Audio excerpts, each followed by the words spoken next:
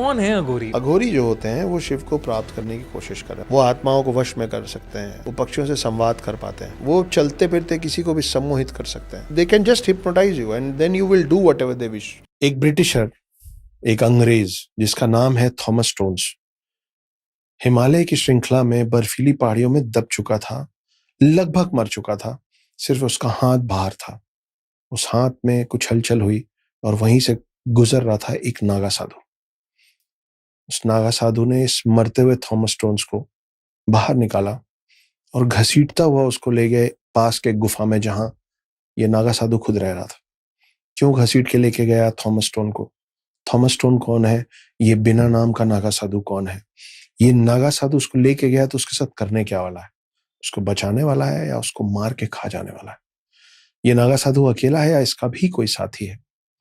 इतने ठंड में, इन बर्फीली पहाड़ियों में ये नागा साधु आखिर कर क्या रहा है? और ये सब घट रहा है 2024 में, इसी साल। क्या बोल रहा हूं मैं? किस बारे में बात कर रहा हूं मैं? एक किताब है जिसका नाम है द नागा वॉरियर्स। ढूंढिए, उठाइए और पढ़िए। Amazon, फ्लिपकार्ट, हर जगह अवेलेबल है। पहला पार्ट आ चुका है, दूसरा पार्ट आने वाला है। दूसरा पार्ट रिलीज होने के पहले पहला पार्ट खत्म करना आपका काम। पढ़िए और बताइए कैसा लगा। दोस्तों, आज का पॉडकास्ट थोड़ा अलग होने वाला है क्योंकि इस पॉडकास्ट में हमने भूतों के अलावा भगवान के चमत्कारों की भी बातें की हैं। आज के जो हमारे गेस्ट हैं वो एक कमाल के स्टोरी टेलर हैं जो माइथोलॉजी को सत्यलॉजी कहते हैं। आज के हमारे गेस्ट हैं इंडिया के नेशनल बेस्ट सेलिंग ऑथर जिन्होंने हिडन हिंदू और नागा वॉरियर्स जैसी किताबें लिखी हैं, अक्षत गुप्ता। तो शुरू करते हैं आज का एपिसोड। हॉरर कॉन प्रेजेंट्स आंखों देखी, powered by fusion fly and my पहाड़ी दुकान।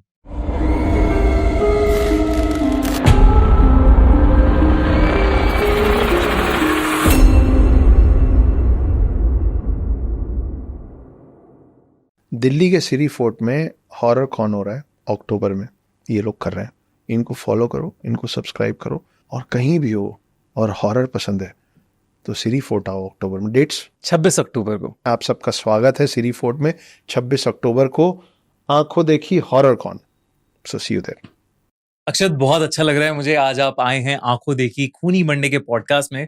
हम लोगों ने बहुत सारी हॉरर की कहानियां करी हैं अपने पॉडकास्ट में, अपनी चैनल पर, लेकिन आज हम थोड़ा अलग तरीके से एक्सप्लोर करेंगे माइथोलॉजिकल चीजों को, जी। क्रीचर्स को, और काला जादू को, और आत्माओं और पिशाचों को। तो अक्षत, आई थिंक एक सवाल जो मेरा हमेशा से बचपन से रहा है, और मैं जो भी मुझे इंसान मिलता है जो इन सब चीजों के ऊपर रुचि रखता है या उसको नॉलेज है, उससे मैं ये सवाल जरूर पूछता हूँ। एंड आई थिंक आप बिल्कुल सही पर्सन हो जो मुझे शायद एकदम बढ़िया आंसर देगा इस चीज का। कोशिश करूंगा। मरने के बाद क्या होता है? आफ्टर लाइफ का ये क्या कॉन्सेप्ट है? देखिए, मैं हिंदू हूँ और मेरे को बचपन से यही सिखाया पढ़ाया गया। मुझे जितनी जानकारी है उसी के बलबूते, उसी के आसपास मैं आपको जवाब दे पाऊंगा। यमराज का नाम तो सुने होंगे। बिल्कुल। देखिए कैसा पॉडकास्ट है जो शुरू हो रहा है डेथ से। चलिए, बढ़िया है।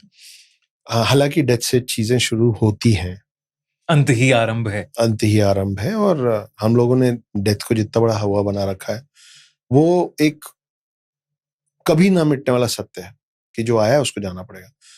तो उससे जितनी घबराहट बनी हुई ना, उतनी घबराहट होनी नहीं चाहिए। वो घबराहट इस बात की होती है कि आपको पता नहीं है कि उसके इस दरवाजे के उस पार क्या है ना। लेकिन ये सब गरुड़ पुराण और बाकी भी वेदों पुराणों में अलग अलग जगहों पे अलग अलग तरीके से लिखा हुआ है, जो आप और मैं बचपन से एक लाइन सुनते आए कि जो शरीर है वो एक कपड़ा मात्र है और हम आत्मा जो है वो कपड़ों के जैसे शरीर बदलता रहता है। ये सब ने सुना हुआ है। ये इतना ज्यादा प्रचलित ये लाइन क्यों है? ये इसीलिए है क्योंकि हम लोगों की मान्यता यही है, हम लोगों को सिखाया पढ़ाया यही गया है, जो कि सत्य भी है। तो होता क्या है कि जैसे ही डेथ होती है, मृत्यु होती है, मौत होती है, तो शरीर से आत्मा बाहर निकलती है। पहले लोगों का मानना था कि कुछ भी बोलते हैं ये लोग, लेकिन बाद में इसको साइंटिफिकली भी प्रूव किया गया। एक डेड बॉडी मरने के ठीक पहले उसको ग्लास के अंदर कैप्चर किया गया और उसमें से फिर एक एनर्जी निकली जो कि किसी अलग तरीके के कैमरे में विजुअल थी, उसको देख पा रहे थे, और उसका वेट भी आया था। हाँ, उसका वेट भी आया था। तो जब वो चीज निकली तो साइंस ने बोला कि दिस इज एनर्जी। तो हमने बोला कि हम भी तो यही कहते हैं, energy is neither cannot be created nor be destroyed, है ना। आत्मा के लिए हम यही कहते हैं कि वो अजर अमर है, ना आत्मा को बनाया जा सकता हो।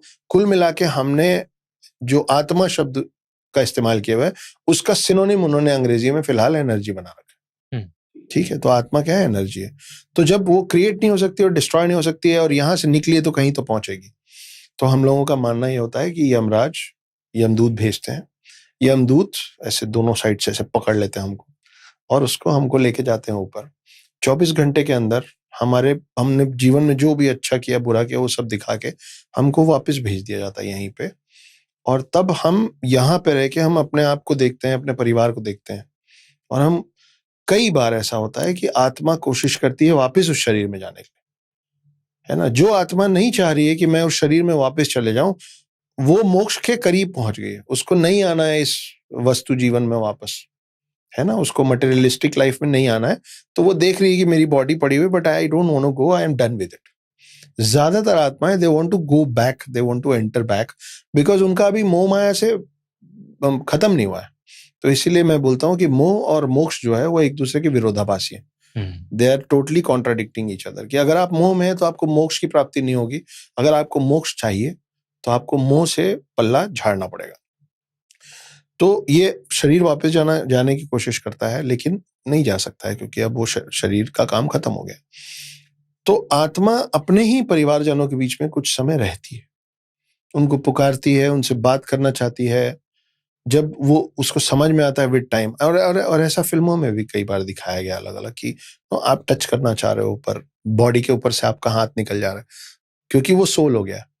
तो वो सोल तकलीफ पाता है, वो रोता है, उसको 4 बातें कहनी थी किसी से, लेकिन वो रह गई है ना, कि अरे यार एक बार 1 मिनट का और लाइफ मिल जाए, इस फलाने शख्स को ये बात कह दो। उस चीज की जो टीस है, तकलीफ है, वो तकलीफ उस समय रहती है।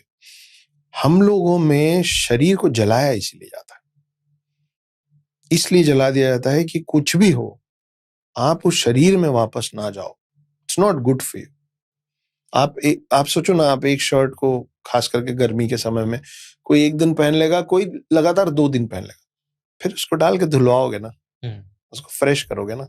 अगर तीसरे चौथे दिन उसी शर्ट को पहनोगे तो शरीर को दिक्कत होने लग जाएगी, घमौरी होगी और बीमारियां लगेगी, इन्फेक्शियस। शरीर वैसे ही है, वो शरीर का समय खत्म हो गया, उसको जाना है। तो इसलिए हम लोगों में माना जाता है कि उस शरीर को जला दिया जाए, क्योंकि अगर शरीर को नहीं जलाया जाएगा तो सोचो कि अगर कुछ करके, भाई हम लगातार we are growing, we are learning new things, तो आत्मा भी अगर लगा ही रहेगा कि कुछ भी करूंगा इसके अंदर जाऊंगा, आज नहीं जाऊंगा 100 दिन बाद जाऊंगा, 100 दिन बाद नहीं जाऊंगा 10 साल बाद जाऊंगा, तो उस चीज की कामना तो तभी रख सकता है ना जब वो शरीर है किसी भी हाल में, पर वो है। तो हम इसलिए शरीर का अंत कर देते हैं। और वो 13 दिन का जो पूरा प्रोसेस है उसमें आपको हर तरीके से मुक्ति दिलवाने की कोशिश की जाती है। पंडित बैठते हैं, पूजा पाठ होता है। आपने किसी का गलत किया है तो आप दान पुण्य करके उसको बराबर करने की कोशिश मतलब आपके परिवार वाले करने की कोशिश करते हैं।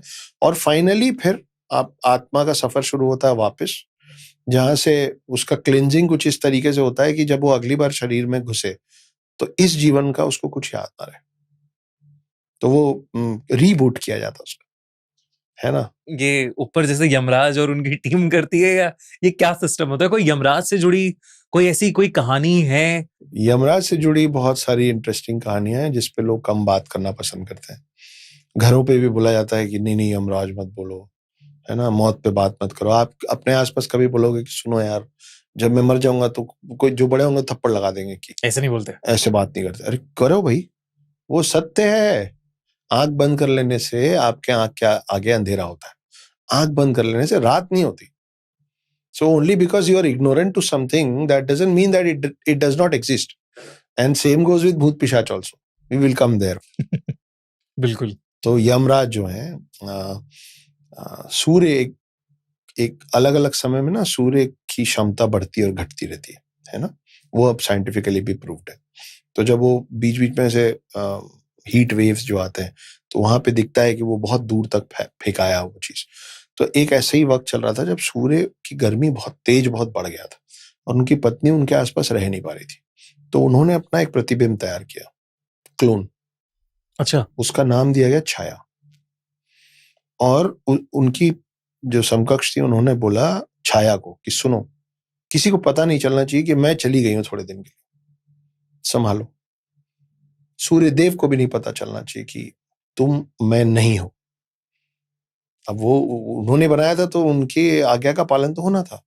वो करते करते इनके बीच में फिजिकल कांटेक्ट हुआ और तब जो पुत्र पैदा हुआ वो है यमराज, छाया का बेटा। अच्छा। वो एक ये भी कारण है कि उनका रंग काला है, क्योंकि उनकी माँ जो है वो असल थी ही नहीं, वो तो छाया थी। शैडो का कलर इज ऑलवेज ब्लैक, तो शैडो से निकली चीज व्हाइट नहीं हो सकती है। तो वो ऐसा है। अब वो जब बड़े हो रहे थे तो और कहानियां हैं, लेकिन फिर वो हम यमराज से भटक के दूसरे किरदारों में चले जाएंगे जो मैं नहीं जाना चाहता हूँ। जैसे सूर्य की बात करें तो आप और मैं नेकेड आई से नहीं देख सकते ना कि धूप में 7 रंग है। रेनबो में भी हम 7 रंग नहीं देख पाते, हमको बता दिया गया है कि 7 रंग है। करेक्ट है ना? सही बात है। आप सोचिए कि आपके मेरे पूर्वज इतने कमाल के थे कि उनको कैसे पता था मुझे नहीं पता, लेकिन उनको पता था कि धूप जो सूरज की जो किरण है उसमें 7 रंग है। और इसका प्रमाण क्या है? इसका प्रमाण ये है कि सूर्य का जो रथ है उसके जो घोड़े हैं ना वो 7 घोड़े हैं।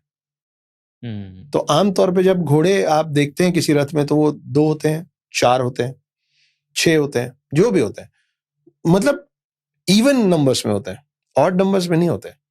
लेकिन आप सूर्य की कहीं भी प्रतिमा देखेंगे, सूर्य का कहीं भी रथ देखेंगे तो उसके जो घोड़े हैं वो 7 घोड़े हैं, क्योंकि every horse is depicting one color and there are 7 colors from sun. खैर, coming back to Yamraj, Yamraj की कुछ हल्की फुल्की कहानी सुना देता हूँ, बहुत हेवी नहीं सुनाऊंगा क्योंकि हम आगे और चीजों पे बात करें वहां पे लाइट रहने का कोई स्कोप रहेगा नहीं। ये हम सबको मालूम है कि यमराज की दृष्टि जिस पे पड़ती है उसका समय समाप्त नहीं, हिल जाता है, 7:30। अच्छा। हाँ, मतलब परेशानी आएगी। शनि की जो 7:30 वो हमेशा खराब नहीं होती है ना, अच्छी भी होती है। और यमराज का, शनि का और हनुमान जी का बड़ा गहरा नाता है, तीनों का। तो जब 7:30 आती है तो ज्यादातर बार 7:30 का अंत में यमराज की एंट्री हो जाती है, ज्यादातर बार। पर वो 3 पार्ट में जो बटा है, पहला जो आपका 7:30 चलता है वो सबसे तकलीफदायक होता है यहां से, है ना। आप मेंटली परेशान रहते हो, फिजिकली परेशान रहते हो। बीच में आता है पेट में, उस समय आपको ज्यादातर दिक्कतें शारीरिक होती हैं क्योंकि ज्यादातर परेशानियां पेट से कनेक्टेड है। और नीचे जब पैर पे आता है तो शनि अच्छे हो जाते हैं, क्योंकि शनि पैर के नीचे आ जाते हैं तो आप ऊपर आ जाते हैं, तो फिर आपका समय अच्छा भी होता है। लेकिन ज्यादातर इसी टेन्योर में लोग चले जाते हैं। तो एक बार गरुण जो है विष्णु जी के वाहन, तो गरुण विष्णु जी को लेके आए थे कैलाश पर्वत शिव जी से मिलवाने, और वो बाहर वेट कर रहे थे और वो दोनों अंदर बात कर रहे थे। तो गरुण को एक छोटी सी चिड़िया दिखी और वो चिड़िया को निहार रहे थे और तभी यमराज आए। यमराज भी अंदर गए, लेकिन यमराज अंदर जाते जाते उस चिड़िया को ना बहुत ऐसे अजीब सी निगाह से थोड़ी देर देखे और फिर अंदर चले गए। तो गरुण को लगा कि इतनी देर ध्यान से देखें, पक्का जाते जाते लेके जाएंगे इसको, काम खत्म हो जाएगा। तो गरुण सोचे थोड़ा सा समय तो है, ये लोग अंदर बैठे हैं।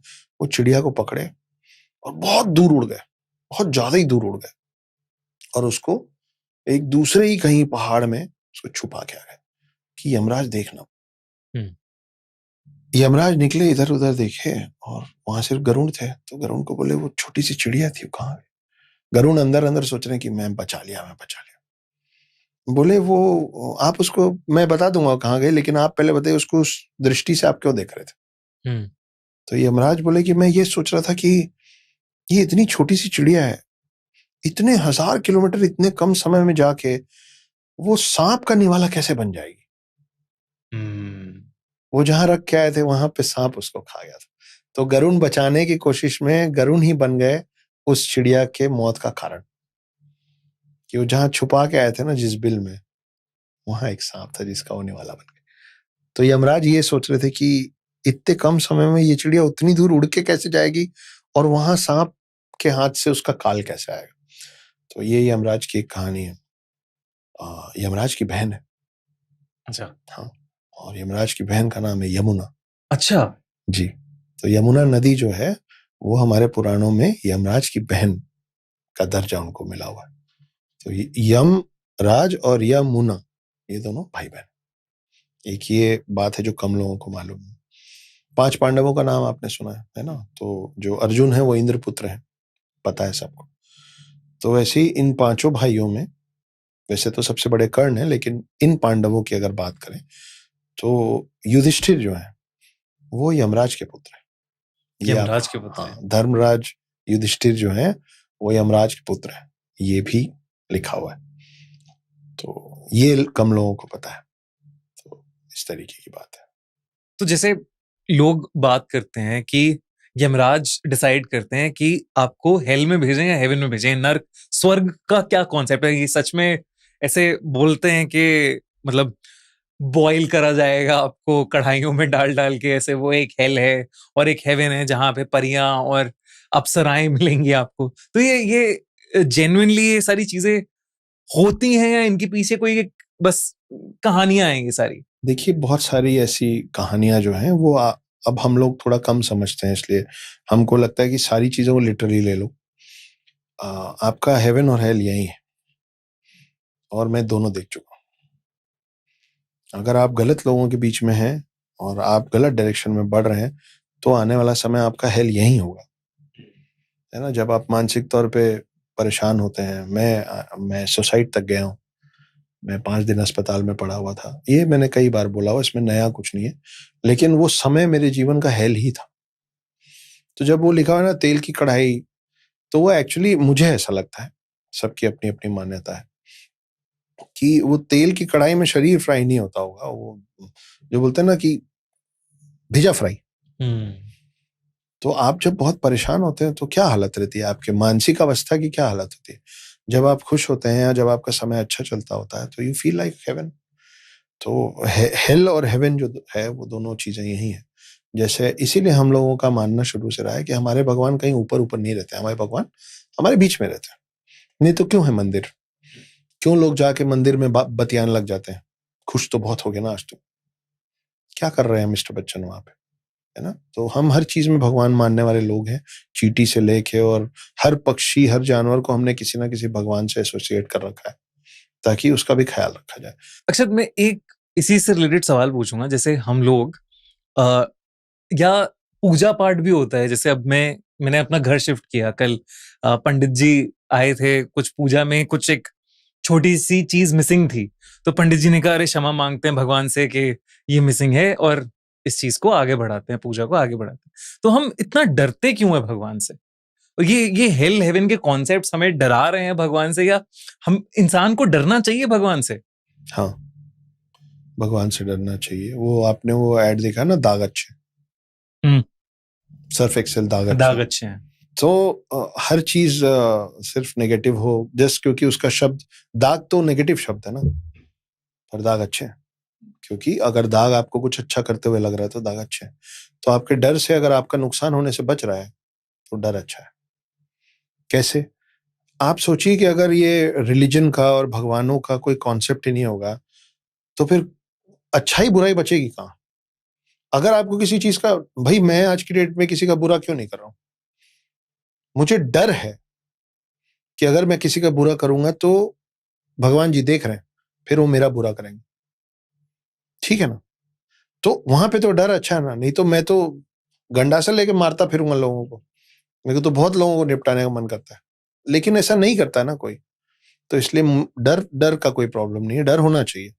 अगर आप किसी चीज से नहीं डरेंगे तो आप किसी चीज की वैल्यू भी नहीं करेंगे। आपको अंधेरे से डर लगता है। हम लोग आंखों देखी पे बात कर रहे हैं और खूनी मंडे नाम, मैं आऊंगा खूनी मंडे नाम क्यों है इस पे, अभी मैं सवाल पूछूंगा।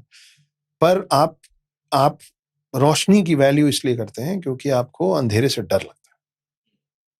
ठीक है, तो फिर यहाँ पे भी तो डर अच्छा है ना। तो आप एक अच्छे इंसान की वैल्यू तब करते हैं जब आपको कोई बुरे इंसान से आपका राब्ता हो जाता है कि यार he was a bad person, and then you value a right person. इसीलिए ज्यादातर लोग जब हमारे जीवन से चले जाते हैं ना, तब हमको उनकी अहमियत समझ में आती है, क्योंकि बाद में जो आता है ना वो समझाता है कि अगर तुमको लग रहा था वो फलाना बहुत बुरा था, तो बुरा क्या होता वो मैं सिखाऊंगा तुमको। तो एक तरह से ये डर हमें अच्छी चीजें करने के लिए प्रेरित कर रहा कम है। से कम सही रास्ते पे रखता है। भाई अगर आपको मरने का डर नहीं रहेगा तो फिर आप 150 की स्पीड में गाड़ी चलाएंगे, तो फिर बीच बीच में फिर आप देखो बोर्ड्स लगे रहते हैं रोड पे कि क्या वो दुर्घटना से देर भली, और बड़े, और खास करके पहाड़ों में तो एक से एक इंटरेस्टिंग लाइंस लिखी रहती है। तो आप उसको पढ़ते हैं, आप थोड़ा सा डरते हैं, आप अपनी स्पीड स्लो कर लेते हैं। तो अगर मौत का डर नहीं रहेगा तो आप जीवन को वैल्यू नहीं करेंगे। अगर भगवान का डर नहीं रहेगा तो आप अच्छे कर्म नहीं करेंगे। तो डर अच्छा है। तो अब डर अच्छा है तो डर पे ही आ जाते हैं। तो जैसे आपने कहा आत्मा होती है, तो ऐसे ही और आत्मा कोशिश भी करती है शरीर में जाने के लिए। तो आप इन सब नेगेटिव एंटिटीज, पिशाच, भूत प्रेत में मानते हैं? नहीं, मैं नहीं मानता था दिव्य, पर फिर एक दो ऐसी छोटे मोटे इंसिडेंसेस हुए जो एक वो होता है ना कि मैं मानता हूं कि भूत होते हैं, और दूसरा होता है कि कुछ तो होता है जो हमारे समझ के परे है, मगर कुछ तो होता है। अब वो अच्छे और बुरे दोनों होते हैं, है ना। तो कई लोग बोलते हैं कि भगवान होते हैं, कई लोग बोलते हैं कि भगवान तो हमको नहीं मालूम, लेकिन एक सुपर पावर तो है जो सब चीजों को स्ट्रीमलाइन करके चलता है। तो मैं हॉस्टल में बहुत साल रहा हूँ और मुझे बचपन से सिखाया गया है कि भाई सब चीजों को साइंटिफिकली देखो। तो मेरे डैड का यही बोलना रहा कि भूत प्रेत कुछ नहीं होता है, फालतू बातें। तो हम वैसे ही बड़े हुए थे, तो हमको डर नहीं लगता था। हर हॉस्टल में 4-6 मस्त कहानियां चलती हैं भूत प्रेत, बिल्कुल। कि वो पीछे जो बेर का पेड़ है उसके नीचे कोई दफन है टाइप की बात है। ये स्कूल और हॉस्टल जब नहीं बना था तो यहाँ पे कब्रिस्तान था टाइप की बात है। तो हमारे भी हॉस्टल में चलती थी। I never took it seriously. एक रोज ऐसा हुआ जब मैं आई थिंक क्लास नाइन्थ की बात है। हाँ, 9th की बात। तो आप इतने छोटे भी नहीं है, 9th क्लास में आपको समझ आ जाती चीज, लेकिन उस समय आप बहुत सारी चीजें रटते हैं पढ़ाई का। तो मैं रटता रटता कॉरिडोर क्रॉस करके, और ऐसा भी नहीं कि रात के 2-3 बज रहे थे, 7:30-8 बजे शाम की बात है। बहुत अच्छा मौसम था, मस्त हवा चल रही थी। तो मैं कॉरिडोर क्रॉस करके फिर 3 सीढ़ी उतरनी होती थी। उसके बाद ऐसा आर्च बना रहता था, वहां पे दोनों तरफ 3-3 बाथरूम से, फिर एक और आर्च बना रहता था, फिर उसके बाद टॉयलेटरीज। अब क्योंकि हम स्टूडेंट्स थे तो वो आर्च इतने छोटे छोटे थे कि आपके मेरे जैसा एक शरीर, हम 2 लोग स्ट्रेट क्रॉस नहीं कर पाएंगे, हमको टेढ़ा होना पड़ेगा। तो 2 लोग क्रॉस सिर्फ उस आर्च में, मुश्किल से 6 इंच 8 इंच का प्लेस। तो मैं रटते रटते रटते रटते गया। मैं 3 सीढ़ी उतरा, वहां बेसिन्स हैं। फिर मेरे को जाना था वॉशरूम। तो मैं पहले आर्च के अंदर घुसा जहां पे दोनों साइड 3-3 बाथरूम्स हैं, और उसके बाद सेकेंड आर्च की तरफ बढ़ा जहां पे यूरिनल्स थे। तो मैं पहला आर्च क्रॉस किया और मैं रट रहा हूँ। दूसरे आर्च के पास पहुंचा, फिर मैं 2-3 कदम पीछे आया, मैं रुक गया because somebody was crossing, and then somebody crossed, and then I realized that there was nobody who crossed. I mean, I couldn't see anybody. पर मैं 4 कदम पीछे आके मुझे 2 चीजें मालूम है। एक कि वो मुझसे उम्र में बड़ा था या बड़ी थी, okay. और उसकी हाइट मुझसे काफी बड़ी थी। तो सिर्फ उम्र बड़ी नहीं थी, उम्र और हाइट दोनों मुझसे बड़ी थी। तो बचपन से हमको ये सिखाया गया ना कि कोई बड़ा आ रहा है तो आप रास्ता छोड़िए, let the elder go first. I was standing and letting some elder go, and there was no one. मुझे लगा कि शायद मैंने देखा नहीं होगा। मुश्किल से 4 कदम में दौड़ूंगा या पीछे आऊंगा तो मेरे को पूरा कॉरिडोर दिखेगा। मैं वापस आके देखा कि क्रॉस कौन हुआ। इतने शॉर्ट नोटिस में कोई दूसरा आर्च क्रॉस करके 3 सीढ़ी चढ़ के और किसी कमरे में घुस जाए, इम्पॉसिबल। कोई नहीं था देव। मतलब आपको ये याद है कि पढ़ते पढ़ते आपने ऐसे देखा जरूर कि कोई आ रहा है? नहीं, मैं महसूस किया, फील हुआ। और सबसे पहले जो दिमाग में ये आया ना कि मतलब ये 7:30-8 बजे कोई सीनियर भी नहीं, मतलब कोई वार्डन या कोई कहाँ क्यों है यहाँ पे। मेरे को अभी भी घबराहट हो रही सोच के कि अभी यहाँ वार्डन क्यों है। एंड देन आई रियलाइज कि वहां कोई नहीं था।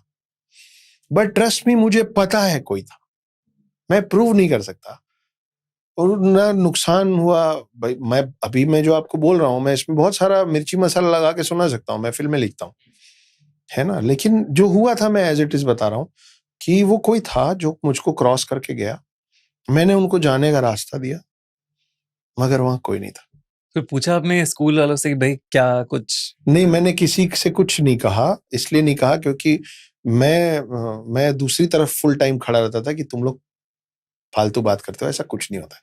तो मैं ये बोलता, तो आप अलग अलग एज में अलग अलग टाइप का ईगो होता है ना, तो मेरा ईगो ये था कि मैं तो डर ही नहीं सकता हूँ, तो मैं बाहर जाके कैसे बोलूं कि मेरे साथ ऐसा कुछ हो गया। तो I never spoke about it. But फिर मैं उस समय मैं जिस जिस काम के लिए जा रहा था, वो काम किए बिना मैं लौट आया था डर से। वो भी अपने आप में बात है कि तो अंबिकापुर में मैं पला बड़ा हूँ, अभी आई एम अराउंड 41.5। तो जब हम छोटे होते थे तो उस समय हर घर में कार नहीं होती थी, है ना। मोहल्ले में 1 या 2 कारें होती थी, हर घर में टीवी नहीं होता था। बड़ा अच्छा टाइम होता था, सब एक साथ जमा होते थे, कभी कभी चित्रहार देखने, रामायण महाभारत देखने, और भी कुछ कुछ सीरियल देखने। तो my dad was very helpful to all the people and we had a Maruti 800। तो बगल में एक परिवार रहता था और उनमें एक महिला थी जो प्रेग्नेंट थी, दीदी भाभी कुछ भी बोलते थे।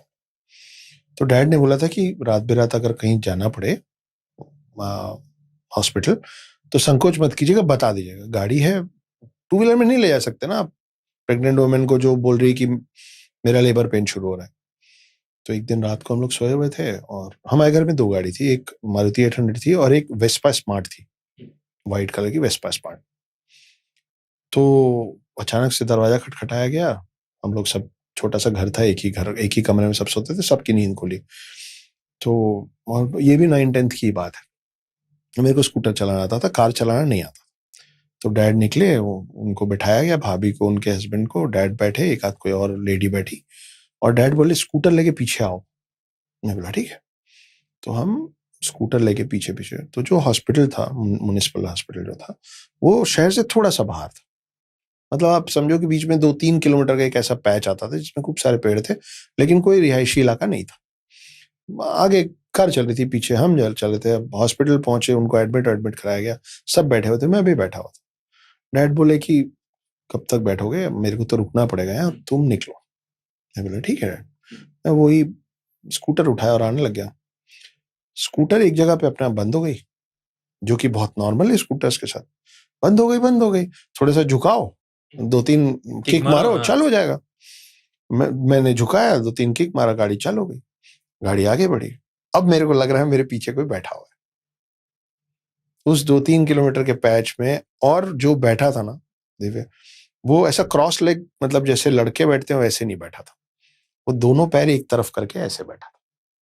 अच्छा, कंधे पे मेरे को फील नहीं हुआ था, लेकिन आई न्यू। क्या होता है ना, जब कोई पीछे बैठा होता है ना, तो गाड़ी एक तरफ, आप कोई लेडी अगर एक ही साइड दोनों पैर करके बैठेगी तो गाड़ी उधर झुकेगी, तो आपका बैलेंस दूसरी तरफ आपको झुका के चलाना पड़ेगा to keep the right balance. मैं उस 3-4 किलोमीटर दूसरी तरफ झुका के चलाया हूं, ऐसे टेढ़ा चलाया हूं, क्योंकि वो गाड़ी इधर झुक रही है, 3-1 किलोमीटर चला। मुझे कुछ समझ में नहीं आया उससे। मुझे ये नहीं समझ में आया गाड़ी की स्पीड बढ़ा दूं घबराहट में, कि गाड़ी रोक दूं, क्या करूं। चुपचाप ऐसे, मतलब सिट्टी पिट्टी गुम मेरी। मैं मेरी नहीं हिम्मत कि मैं पलट के देखूं कि हेलो मैडम, कहाँ छोड़ दूं आपको। नहीं, 3-4 किलोमीटर गाड़ी चली होगी 30-40 की स्पीड में, उसके ऊपर मैं नहीं बढ़ा पा रहा था घबराहट से। उसके बाद एक छोटा सा ढाबा जैसा था, बल्ब लटक रहा था। मेरे को वो जब बल्ब दिखा ना, थोड़ी सी सांस आई। अच्छा, उससे पहले पूरे रास्ते अंधेरा था? 30 साल पहले एक स्ट्रीट लाइट नहीं, और दोनों तरफ ऐसे पेड़ बड़े बड़े कि पूरे, मतलब रास्ते पे पूरा छाया रहे दिन में। ये वाला पेड़ और ये वाला पेड़ उधर से आके मिल गए ऊपर, वैसा वाला पूरा। तो वो क्रॉस हुआ, फिर वो बल्ब दिखा, थोड़ी जान में जान आई। अब मैं दिमाग में उसके साथ ट्रिक प्ले कर रहा हूँ कि मैं अचानक से उतरूंगा तो शायद घुस जाए मेरे अंदर, पकड़ ले। आई यू डोंट नो दैट। तो मैं ऐसे 30-40 की स्पीड में चलाया। फिर ये पैरेलल आ गया वो ढाबा। जब पैरेलल ढाबा ना, मैं चलती स्कूटर छोड़ के, स्कूटर उधर गिर रही है जाके, हाँ, और मैं निकल लिया अंदर, जाके बैठ गया मैं चुपचाप। मतलब इतने श्योर थे आपके कोई पीछे है? मेरी हालत खराब थी भाई, पूरे स्कूटर में डेंट, उसका हेडलाइट टूट गया, पूरी गाड़ी में एक साइड स्क्रैच पड़ गया, और वो गाड़ी गिरी भी उसी था साइड। जिधर मेरे को वजन लग रहा था वो थोड़े से आगे जाके गाड़ी गिरी और मैं जाके उस ढाबे में 2-4 लोग थे, मैं वहां बैठ गया। तो हमारे अंबिकापुर साइड ना किसी सबको बाबू बोलते हैं। बाबू मतलब इज्जत वाला, सर, साहब, उसका शब्द है बाबू। नाम लगाते हैं, नाम के पीछे बाबू लगा। तो मेरे को बोले कि अरे बाबू आपका गाड़ी वहां गिरा हुआ है, क्या हो गया आप? तो उनको एक बार के लगा कि मेरे को मालूम नहीं कि मेरी गाड़ी गिर गई। मैं बोला मैं जाऊंगा नहीं उठाने, आप प्लीज गाड़ी उठा के यहाँ ले आइए। मैं लगभग 50-60 एक आध घंटे में वहां बैठा रहा चुपचाप। जब तक मेरे को आसमान में थोड़ी रोशनी नहीं दिखी ना, मैं उस गाड़ी में नहीं बैठा। उस समय फोन ऑन भी नहीं होते थे, ऐसा मोबाइल तो होता नहीं था कि आप फोन करके बोलो डैडी डर लग रहा है। सही बात है। डैड बैठे हैं वहां, मतलब एक तरफ मेरा घर है, दूसरी तरफ मेरा अस्पताल है। वो अस्पताल है बीच में, मैं मेरे को 4 जिंदा आदमी दिख रहे थे ना, मेरे लिए उतना ही काफी था। एक बार मेरे साथ देजावू वाली चीज भी हुई थी। इसके तो साक्षी मेरी माँ खुद है। तो एक बार मेरे फादर निकले, एक आर्किटेक्ट थे, उनका नाम था जवाहर कथुरिया, हैदराबाद का बंदा था। मेरे डैड एक बहुत बड़ा होटल बना रहे थे अंबिका, तो वो आए हुए थे। मैं स्कूल से लौटा, छोटा था, काफी छोटा। मैं स्कूल से लौटा और मेरे डैड निकल रहे थे घर से, और डैड ने माँ को बोला कि हम आते हैं। तो यूजुअली फीमेल्स पूछती हैं कि कितना टाइम लगेगा। छोटे शहरों में सवाल ज्यादा आता है कि लंच तक आ जाएंगे क्या। अब जब ये हो रहा था ना, तो मेरे को लगा कि ये हो चुका है, सेम टू सेम ये हो चुका है। लेकिन जब तक आप रियलाइज करते हो तब तक वो मोमेंट निकल जाता है। यू कांट कैच इट और यू कांट चेंज इट। तो डैड ने कुछ जवाब दिया कि हम 2-3 घंटे में आएंगे, और दोनों जन निकल गए उसी वेस्पा स्पार्ट में। ठीक है। और वो जैसे गए, मेरी माँ बैठ के, वो सूती कपड़े में पहले एप्पल जूस निकाला जाता था, चॉप करके उसको मोड़ते जाते थे तो उससे निकलता बड़ा जाता मस्त था। होता था। तो मेरी माँ वो एप्पल जूस निकाल रही है, तो मेरे को दिखा यही भी हो रहा था, यही दोनों थे, यही पहने हुए थे, यही बोला इन्होंने, यही बोला, सब हो गया। जैसे ही गए तो मैं माँ को बोला कि अभी 15-20 मिनट में डैडी वापस आ जाएंगे। माँ अपना एप्पल जूस निकालते निकालते बोली कि अभी तो बोल के गए 2-2.5 घंटा लगेगा, 10-15 मिनट में आ जाएंगे मतलब। तो मैं छोटा था, मैं बोला उनका एक्सीडेंट हो जाएगा दोनों का, लेकिन उनको चोट नहीं लगेगी, और वो जवाहर अंकल आएंगे और वो बोलेंगे कि मेरे को तो बिल्कुल नहीं लगा, मैं तो गद्दे पे गिरा, अजय भाई साहब गाड़ी चला रहे थे, अजय भाई साहब गिरे, मैं अजय भाई साहब के ऊपर लगा गिरा, मेरे को बिल्कुल चोट नहीं लगी, और डैड को थोड़ा सा। तो वही माता पिता, कैसे बोलते हो, ऐसे नहीं बोलते, चुप रहो। मैं चुप हो गया। 15 मिनट बाद डैडी आ गए, और जवाहर कथुरिया सेम बात बोले मेरी माँ को। मेरी माँ मेरे को देख रही है कि इसको कौन सा नया भूत पकड़ा है। उसके पहले कभी नहीं हुआ, उसके बाद भी कभी नहीं हुआ। ऐसा नहीं कि मेरे को अभी तक हो रहा है। That one incident that my mom still remembers कि ये लड़का बोल दिया था कि 15 मिनट में आएंगे और आके ये बोलेंगे। तब मॉम ने सोच लिया होगा कि इस लड़के के अंदर एक हिडन हिंदू छुपा हुआ है। नहीं, उसके बाद बहुत पूजा पाठ हुई थी घर में। हाँ, मतलब वो थोड़ा माँ मानती भी है ये सब बहुत ज्यादा, तो she was a little scared. तो फिर बहुत लोगों से मिलवाना और कुछ हुआ था। अक्षत, एक बड़े इंटरेस्टिंग टॉपिक पे आऊंगा मैं, और हमने अलग अलग पॉडकास्ट में देखा कि आपने रीइंकार्नेशन के बारे में बात करी, और आपने अपने एक्सपीरियंस के बारे में बात करी है पुनर्जन्म को लेके। तो बड़े सारे लोग हैं जो पुनर्जन्म को डाउट करते हैं कि पुनर्जन्म नहीं होता। तो मैं जरूर आपका ओपिनियन और आपका एक्सपीरियंस जानना चाहूंगा। देखिए, बाकियों का तो नहीं मालूम दिव्य, लेकिन अगर आप हिंदू हैं और अगर आप की मान्यता और श्रद्धा अपने मंदिरों पे और भगवानों पे है, तो आप तो इस बात को नकार ही नहीं सकते, जो भी हो, आप इस बात को नकार ही नहीं सकते कि पुनर्जन्म होता है। क्यों कह रहा हूं ऐसा? भाई, राम के अगला जो जन्म था वो कृष्ण थे, है ना। दशावतार एक ही के 10 जन्मों की बात है कुल मिला के, है ना। तो और वो आप देखिए कहां से शुरू होता है, मत्स्य अवतार से, कि पहला अवतार मत्स्य अवतार मतलब मछली। तो उसमें भी वही आत्मा है जो बाद में कछुए में आई है, कूर्म अवतार।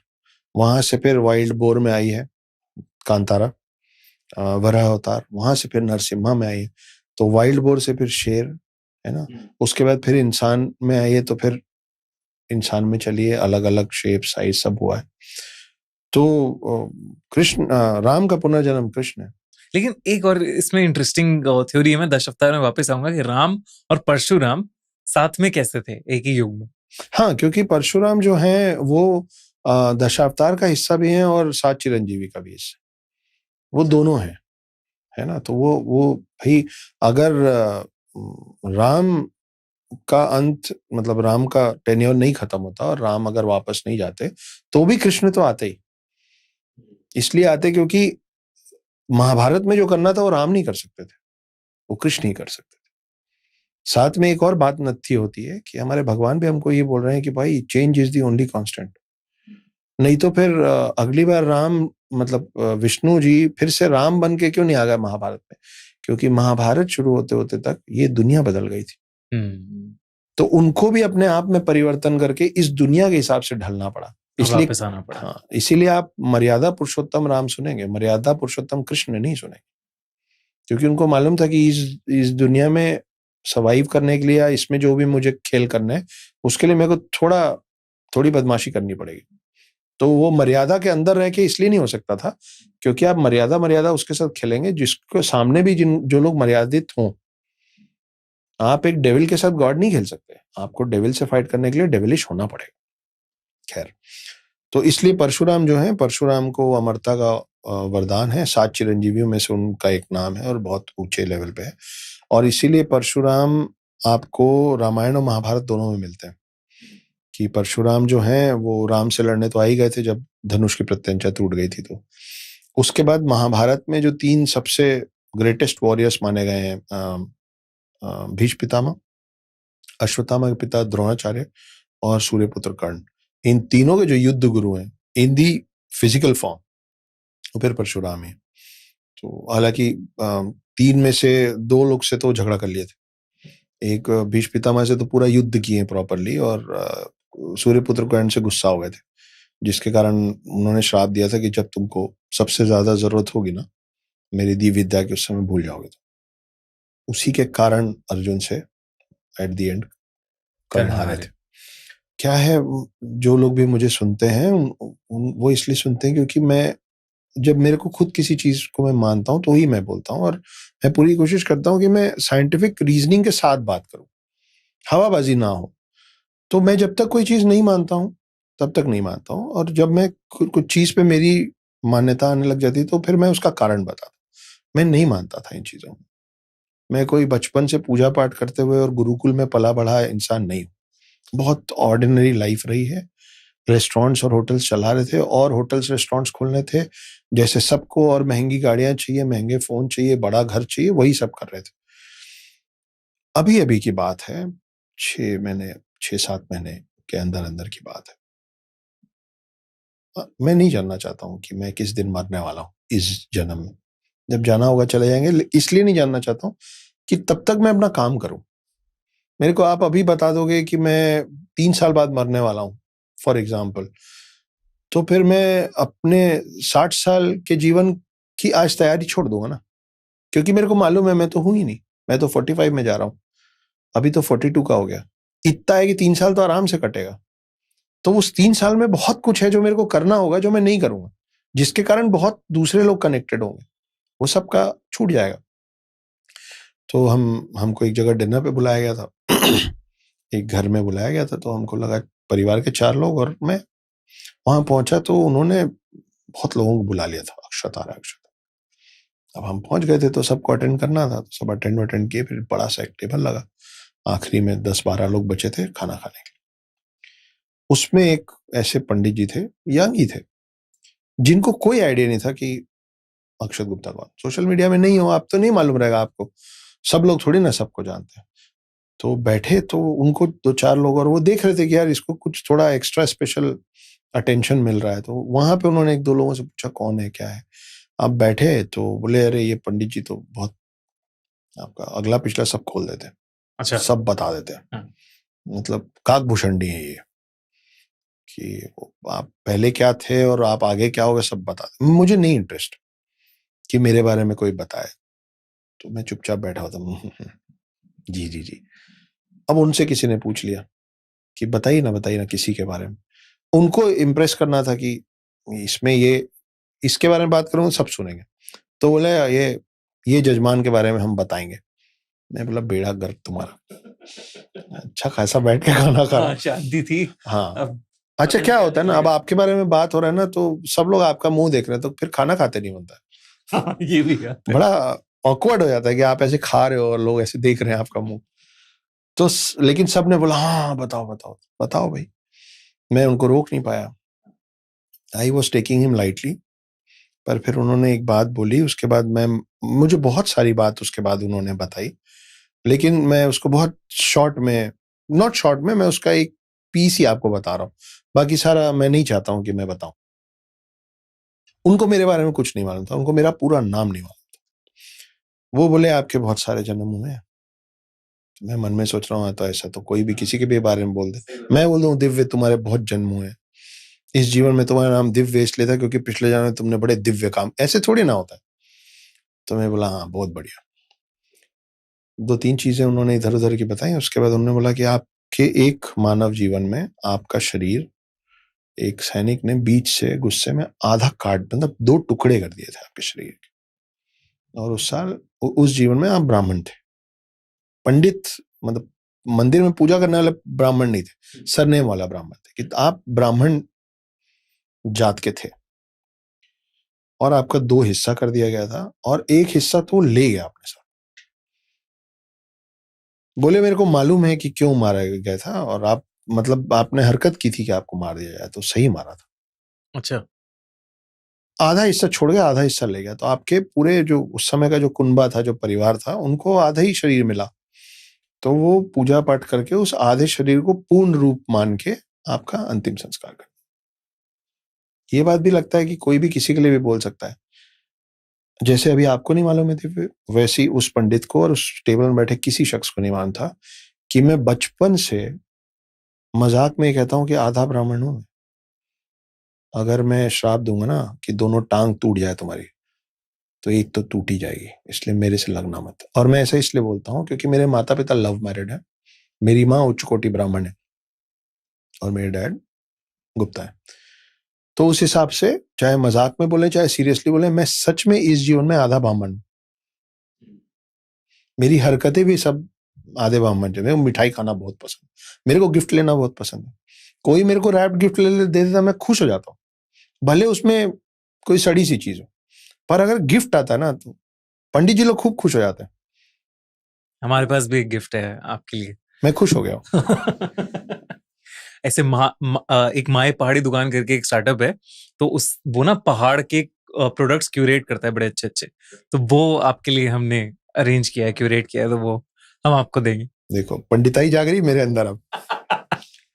तो उस पंडित को ये बात नहीं मालूम थी कि मैं इस जीवन में जो 2 लोगों ने एक दूसरे को इन्वेंट करके मुझे डिस्कवर किया, उस हिसाब से मैं सच में आधा ब्राह्मण।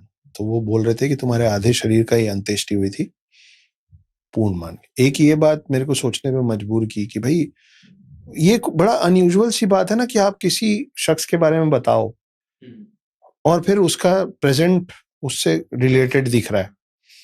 और एक और बात ये हुई थी कि मुझे अभी भी एम्बुलेंस के सायरन से घबराहट होती है फॉर नो रीजन। मैं बहुत कम अस्पताल गया हूँ, मेरे को भगवान की दया से अभी तक कोई ऐसी दिक्कत परेशानी है नहीं कि मैं हॉस्पिटल के चक्कर काट रहा हूँ कि मेरे को उस बात से थोड़ी दहशत, ऐसा कुछ नहीं है। पर बचपन से एम्बुलेंस, पुलिस के सायरन से नहीं होता है, फायर ब्रिगेड के सायरन से नहीं होता है, उस तरीके के किसी भी और म्यूजिक से नहीं होता है। एम्बुलेंस की आवाज सुन के मैं ब्लैंक हो जाता हूँ। मतलब मैं क्या कर रहा हूँ, मैं क्या सोच रहा हूँ, मैं क्या बोल रहा हूँ, वो अचानक से थम जाता है कुछ मिनट के लिए या सेकंड के लिए।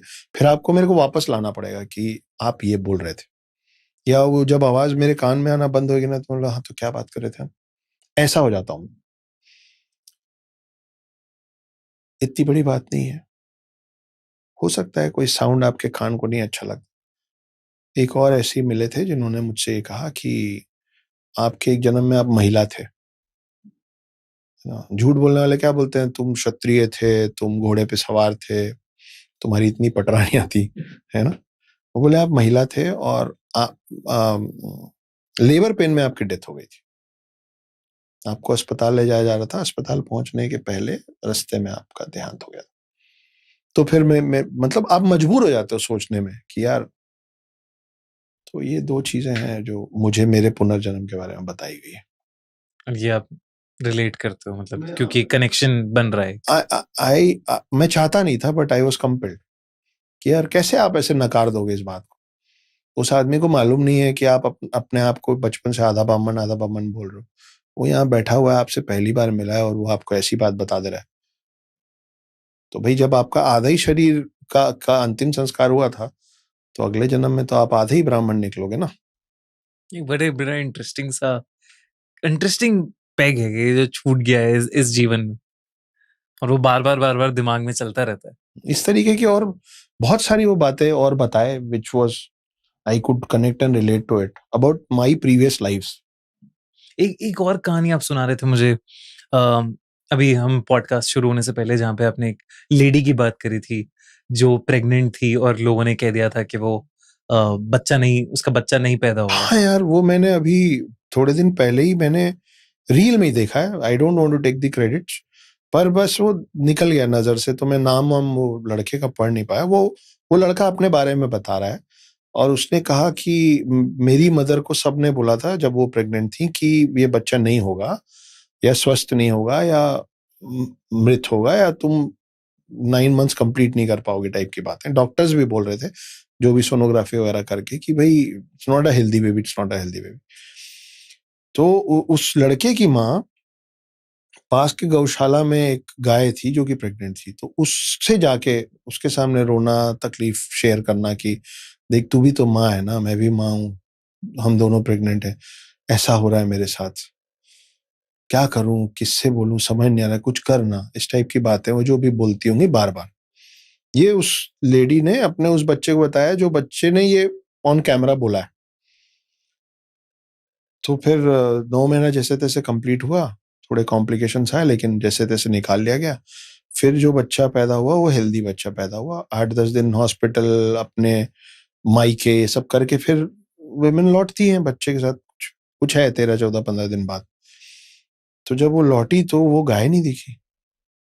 तो वो पूछी कि कहाँ गई वो गाय, तो बोले उसको बेच दिए। बोले क्यों बेच दिए? तो पता चला कि वो गाय को जो बछड़ा हुआ था वो मृत पैदा हुआ था। तो उसकी माँ का मानना ये है और उस बच्चे का ये मानना है कि वो गाय ने, हम गऊ को ऐसी थोड़ी ना माता बोलते हैं, वो जो भी इधर दिक्कत थी ना, वो बेचारी उसने अपने ऊपर ले लिया। तो वो सोल एक्सचेंज होने वाली बात है कि तुम्हारे गर्भ में जो सोल आने वाला है वो मेरे को दे दो, मेरा सोल, मेरे घर में जो सोल आने वाला तू रख ले, तू खुश हो जा। तो और बेच क्यों दिए? क्योंकि गौशाला में उन गायों को रखा जाता है जिनका बच्चा होता है तो फिर वो दूध देती, तो अब वो दूध नहीं देने वाली थी।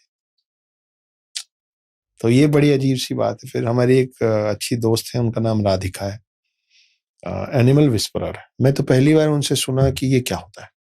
मैं बोला एनिमल विस्परर मतलब क्या? तो उसने बताया, क्योंकि कई लोग को शायद नहीं पता होगा, मुझे भी नहीं पता था। जो एनिमल से बात कर सकते हैं। हाँ, दे कैन कॉन्वर्स, है ना, उनकी बात, भाषा पता नहीं कैसे, पर वो समझ सकते हैं। तो उन्होंने अपना एक रियल एक्सपीरियंस मेरे को बताया। मैं बोला कुछ बताओ इंटरेस्टिंग है, तो साउंडिंग इंटरेस्टिंग, क्या कुछ अपना एक्सपीरियंस ऐसा कि जो मजा आ जाए सुन के। तो बोले मजा कितना आएगा अक्षय जी, वो तो नहीं पता, पर आपको एक बात बताती हूँ जो सच सच में हुआ। बताओ।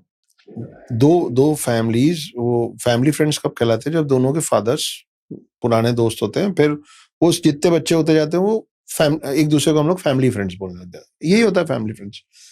तो दो ऐसे परिवार थे जिसमें एक परिवार एक शहर से शिफ्ट हो गया दूसरे शहर, ठीक है। और ये लोग जो शहर में रह गए थे, जो परिवार, एक तो चला गया, दूसरा यहीं रह गया। उसमें जो हेड ऑफ द फैमिली थे उनकी डेथ हो गई कुछ साल बाद, है ना।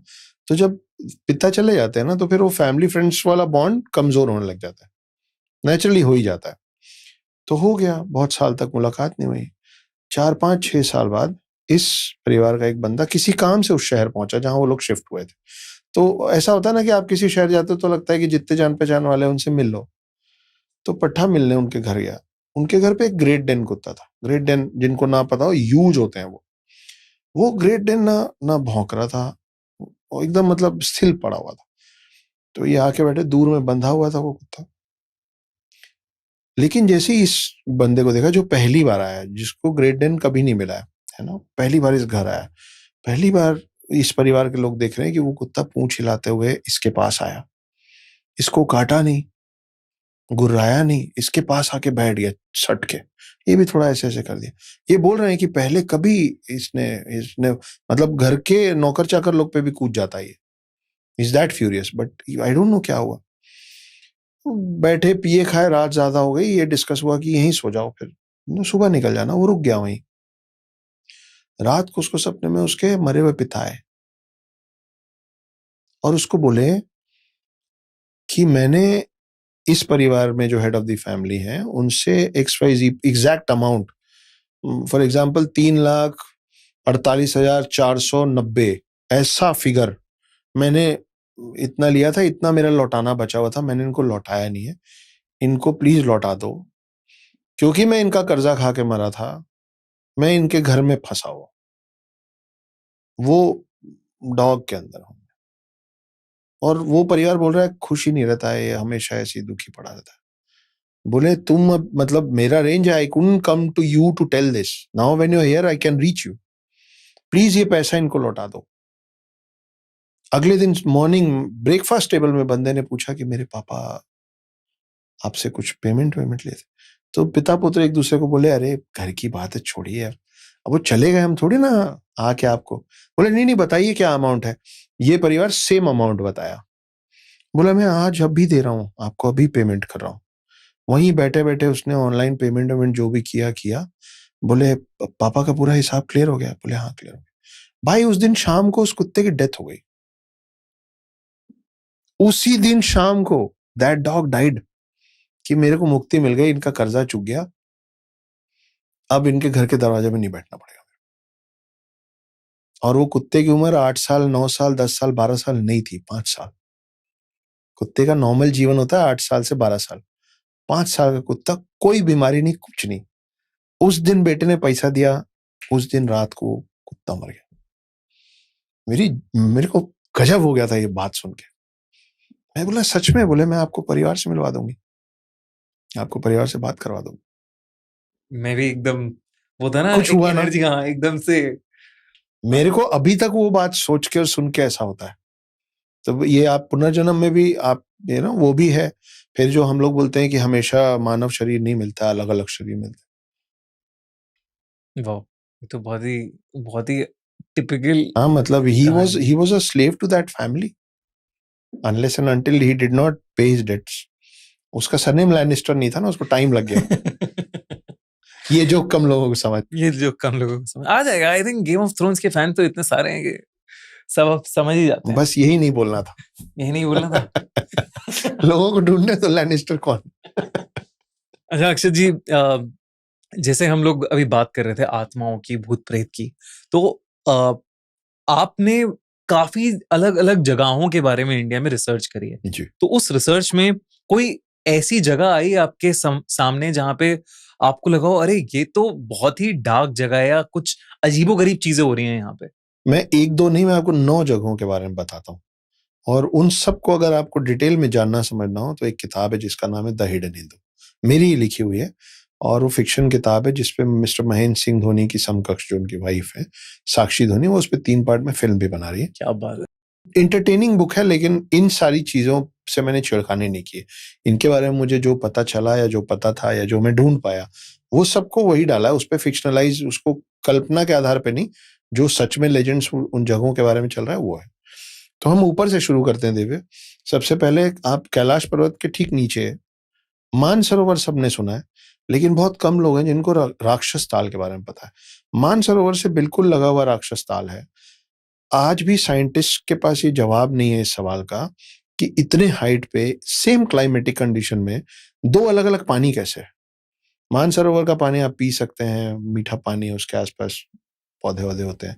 उसी से लगा हुआ एक राक्षस ताल है जिसमें लहरें उठती हैं, जिसका पानी पानी समंदर जैसा नमकीन है, उसके आसपास कुछ नहीं उगता। तो भाई एक एक तासीर की जगह पे एक जैसी चीजें ही होंगी, तो ये कैसे बना है, ये क्यों है, इसका जवाब है नहीं। रखने वालों ने नाम भी ऐसा राक्षस ताल रखा है। तो आप देखो पूरे दुनिया का बैलेंस आपको कैलाश पर्वत के नीचे समझाया जा रहा है, the balance of good and evil. नहीं तो नाम कुछ भी हो सकता था, राक्षस ताल नाम क्यों आया कि भाई दैट्स द बैलेंस। थोड़ा सा आप नीचे आ जाइए उत्तराखंड में एक जगह है रूपकुंड। उसमें ना दिव्य, जब पूरा बर्फ पिघलता है, पानी जब बनता है, तो वहां पे बहुत सारे मानव कंकाल निकलते हैं पानी से, ह्यूमन बोन्स, स्केलेटन्स। तो उस जगह को लेक ऑफ स्केलेटन्स, वो लेक है जो ठंड में जम जाता है, और जब बहुत ज्यादा गर्मी इधर अपने नीचे साइड में पड़ती है तो वहां का पूरा जो जमा हुआ, जो हमने कई रील्स और फिल्मों में देखा है ना, वो स्केटिंग करते हैं पूरे बर्फ के उस पे, वैसा जम जाता है वो। जब वो पिघल के पानी होता है तो उसमें से बहुत सारे ह्यूमन स्केलेटन्स निकलते हैं। वो स्केलेटन्स वहां कैसे पहुंचे, इतने सारे लोग वहां इतने 100 साल पहले क्या कर रहे थे। अब क्योंकि वो ज्यादातर जगह वो ठंडी रहती है ना, तो वो बोन्स अभी तक बच गए, जम गया, जैसे कैप्टन अमेरिका जम गए थे उस तरीके से। तो अभी भी वो बोन्स वहां क्यों हैं, वहां क्या हुआ था, इतने सारे लोग वहां कैसे मरे एक साथ। तो जैसे आप ये इस जगह के बारे में बता रहे हो, रूपकुंड, ये तो मैंने बिल्कुल ही नहीं सुना था कभी। और हर बार जब बर्फ पिघलती है तो वो स्केलेटन्स मिलते हैं, बहुत सारे स्केलेटन्स मिलते हैं। अब तो कई लोग जाते हैं उन स्केलेटन्स की पूजा करने, अगोरी तरीके के लोग, नागा साधु तरीके के लोग, और भी लोग, कुछ और समुदाय भी हैं नॉर्मली जो हमारे जैसे रहते हैं, वो लोग भी जाते हैं। उन हड्डियों को उठा के उसको से सेट करके उस पर पूजा की जाती है। लेकिन ये आपको कोई थ्योरी पता चली कि इसके पीछे के उस पर्टिकुलर जगह पे ही क्यों? ये सब की थ्योरी और वो स्केलेटन्स कौन है, किनके हैं, वो सब के लिए आप द हिडन हिंदू पढ़िए, क्योंकि फिर ये बहुत लंबा, मैं उसको एक्सप्लेन करूंगा। लेकिन वो बहुत इंटरेस्टिंग थ्योरीज मैंने दी है सारी 9 जगहों पे। तो अभी पहला हमने बात की मानसरोवर राक्षसताल, फिर अभी रूपकुंड की बात की। थोड़ा और नीचे आ जाते हैं, कुलधारा राजस्थान सबने सुना ही है, उस पर मैं ज्यादा कुछ नहीं बताऊंगा, पर हाँ मैं वहां गया हूँ।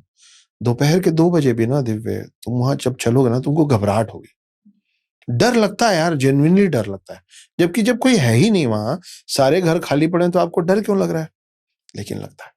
टूरिस्ट स्पॉट बन गया है। मैं अकेला भी नहीं था, मेरे 7 लोग थे, दूसरे ग्रुप्स थे। उतने सारे लोगों के बीच में भी ना आपका हार्ट बीट तेज रहता है वहां जाके। मेरा भी पर्सनल एक्सपीरियंस है कि वहां पे ना आप जाते हो तो एकदम से एनर्जी ड्रेन आउट होती है, ड्रेन आउट होने लगी। और मैं ना बस में गया था, तो मैं फैमिली के साथ गया था, मैं छोटा ही था इतना, मतलब आई थिंक मैं 9th-10th में होऊंगा। और मुझे ऐसा लगा कि जब हम वापस जा रहे थे, शाम हो गई थी कि अंधेरे से पहले निकलना था, तो जल्दी जल्दी बस निकलने की कोशिश कर रहे थे हम लोग, बस में बैठा हुआ था। और तभी ना मुझे ऐसा लगा कि कोई बच्चा आके बस की सीट पर उसने हाथ मारा हो, मतलब बस की खिड़की पर हाथ मारा हो।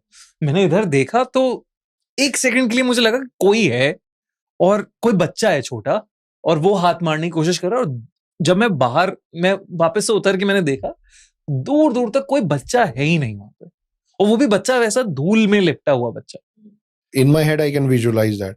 वो गुड जगह है, थोड़ी वो मायावी सी लगती है मुझे जगह है। वहां कुछ तो एनर्जी है जो परेशान करती है, मन खराब होता है। वो एक्चुअली वही है ना, पालेवाल ब्राह्मण, जो उसके पीछे की कहानी है कि वो उनका घर है, तो वो अभी भी कहते हैं रहते हैं वहां पे। पैरेलल वर्ल्ड में भी, पैरेलल वर्ल्ड पे भी मैं आऊंगा। वो इंटरसेक्शन हो सकता है वहां, इंटरसेक्शन हो सकता कि वो है वहां पर आपको और हमको नहीं दिख रहे हैं, यू नेवर नो। तो इसके नीचे मध्य प्रदेश में एक बहुत बढ़िया जगह है, उसका नाम भीमकुंड है। भीमकुंड, उसकी जो लेजेंड, जो स्टोरी है, वो ये है कि उसका नाम ही भीमकुंड इसलिए कि द्रौपदी को प्यास लगी थी। उस समय वो लोग अज्ञातवास में थे और उन्होंने गदा से इतनी बार एक ही जगह पे प्रहार किया था जब तक पानी नहीं निकल गया, तो वो भीमकुंड है। लेकिन उसका एक बहुत इंटरेस्टिंग पार्ट ये कि एक तो वो मतलब रुका हुआ पानी है, कुंड है, रुका हुआ पानी है, तो रुका हुआ पानी तो खराब होना चाहिए, है ना, सड़ जाता है पानी या उसमें बदबू आने लग जाती है। वो पानी एकदम नीला है यार, वो पानी खराब नहीं होता। और आप मतलब देवभूमि भारत के किसी भी कोने में अगर कोई अर्थक्वेक या इस तरीके का कोई नेचुरल कैलेमिटी आने वाली होती है ना, तो उसका जो स्तर है वो बहुत ऊपर बढ़ जाता है।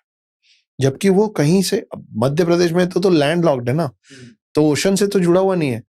तो वो पानी नीला क्यों है, कैसे है, और उसका सोर्स क्या है? सोर्स क्या है नहीं मालूम, और आज तक आप उसके अंदर तक मतलब फाइनल डेप्थ टच नहीं कर पाए हम लोग। अच्छा, नहीं मालूम है वो कितना गहरा है। आप उसमें जाते हैं, आप नहाते हैं, सब होता है, लेकिन जब भी कुछ गलत होने वाला होता है ना, तो उसका स्तर अपने आप बहुत ऊपर हो जाता है, तो वो साइन देता है आपको कि गड़बड़ होने वाला है।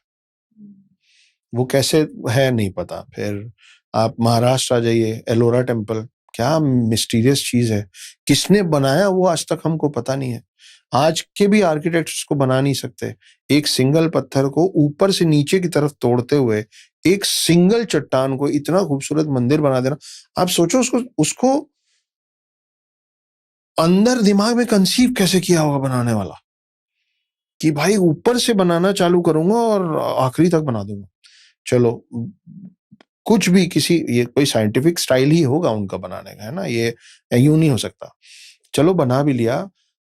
इसमें इसमें भी मैं बस एक दिमाग में आई तो कर रहा हूँ, जैसे माइकल एंजेलो ने डेविड बनाया, बड़ा फेमस है दुनिया में, तो वो क्या कहते हैं कि जब भी स्कल्पचर बनाते थे वो, तो वो कहते थे कि ये हमारा आर्ट है सैक्रिफाइस का, कि हमें हटाना क्या क्या है, जो बचेगा वो बनेगा, वो बनेगा। तो पहाड़ से भी, चट्टान से भी किसने कितना कितना हटा के वो। मैं भी इसी बात पे आ रहा हूं कि जो हटा था ना, वो कई लाख टन पत्थर थे जो छेनी हथौड़ी से बनाया गया है वो पूरा मंदिर, ठीक है, छोटे से हथौड़ी से तोड़ तोड़ के। तो भाई कितने कतरन निकले होंगे पत्थरों के, लाखों लाखों टन। वो कई 100 किलोमीटर तक आज तक नहीं मिला। तो इतना जो हटाया गया, वो कहाँ है? वो कहाँ है, वो आपको आज तक नहीं पता। फिर हम नीचे आ जाते हैं, एक वीरभद्र टेम्पल है, उसको टेम्पल ऑफ पिलर्स भी बोलते हैं। उसमें बहुत सारे पिलर्स हैं, लेकिन एक ऐसा पिलर है उसी मंदिर के अंदर जो हैंगिंग पिलर, मतलब वो जमीन से टच नहीं होता है। तो आप ऐसा सोच सकते हो ना कि जब वो जमीन से टच ही नहीं हो रहा है, तो मतलब वो बिल्डिंग को तो सपोर्ट नहीं कर रहा है, तो आप उस पिलर को हटा दोगे तो कुछ नहीं होगा। लेकिन आप जब भी उस पिलर को हटाने की कोशिश करते हो तो पूरा मंदिर डावाडोल हो जाता डगमगा है। जाता है। वो क्यों ऐसा है वो नहीं मालूम। वो ऊपर से टंगा है, लेकिन आप उसको हटा नहीं सकते। आप उसको हटाओगे तो मंदिर ध्वस्त हो जाएगा। और वहां पे पूजा, मतलब मन्नत मांगने का जो तरीका है वो यही है कि पिलर के नीचे से आप एक कपड़े का टुकड़ा निकालते हो और मन्नत मांगते हो। अच्छा। तो वो वहीं से, मतलब वहां मन्नत ही वैसी मांगी जाती है। इसके नीचे आप आ जाओ, पद्मनाभ स्वामी टेम्पल के बारे में हम सबने सुना ही हुआ है। तो पद्मनाभ स्वामी टेम्पल में सारे दरवाजे खोल दिए गए हैं सिवाय एक के। उस दरवाजे के पीछे कोई बोलता है कि समंदर की आवाज आ रही है, कोई बोलता है चीखने की आवाज आ रही है। अब वो अगर दरवाजा है तो उसका ताला तो होना चाहिए, है ना। चलो वो वाला दरवाजा होगा जैसा अलमारियों में होता है कि सीधे दीवार पे चाबी घुसेगी, तो ना चाबी है ना कुछ ऐसा डालने का, तो वो दरवाजा खुलेगा कैसे, वही नहीं मालूम। और उसको किसी कारण से सुप्रीम कोर्ट ने रोक रखा है कि you can not open it. तो सुप्रीम कोर्ट का क्या इन्वॉल्वमेंट है कि उस दरवाजे को क्यों नहीं खोलना है, उसका जवाब भी हमारे पास आज तक नहीं है। इस तरीके की बहुत सारी ये तो मेन है। मैं कितना बताया, 5-7 बताया टोटल। ऐसी 9 जगहों के बारे में मैंने, और उसके पीछे थ्योरी क्या है और उसका पर्पस क्या है, ये सब फिक्शनलाइज्ड वे में मैंने द हिडन हिंदू में लिखा है। लोग बहुत पसंद कर रहे हैं। It is right now the highest and the fastest selling book of Bharat. Absolutely, and congratulations for that. एक और इंटरेस्टिंग मैं आपको मंदिर के बारे में बताता हूँ, जिसके बारे में मैंने बहुत कम बोला हुआ है अभी तक। ये है महामाया मंदिर, महामाया। और ये है अंबिकापुर में, जहाँ की मैं पैदाइश हूँ। वहां पे ना आज भी अगर 2 लोग एक दूसरे को झूठा साबित कर रहे हैं, नहीं नहीं तुम झूठ बोल रहे हो, नहीं नहीं तुम झूठ बोल रहे हो, तो तीसरा व्यक्ति आएगा, बोलेगा ठीक है दोनों जन महामाया माई की कसम खा लो।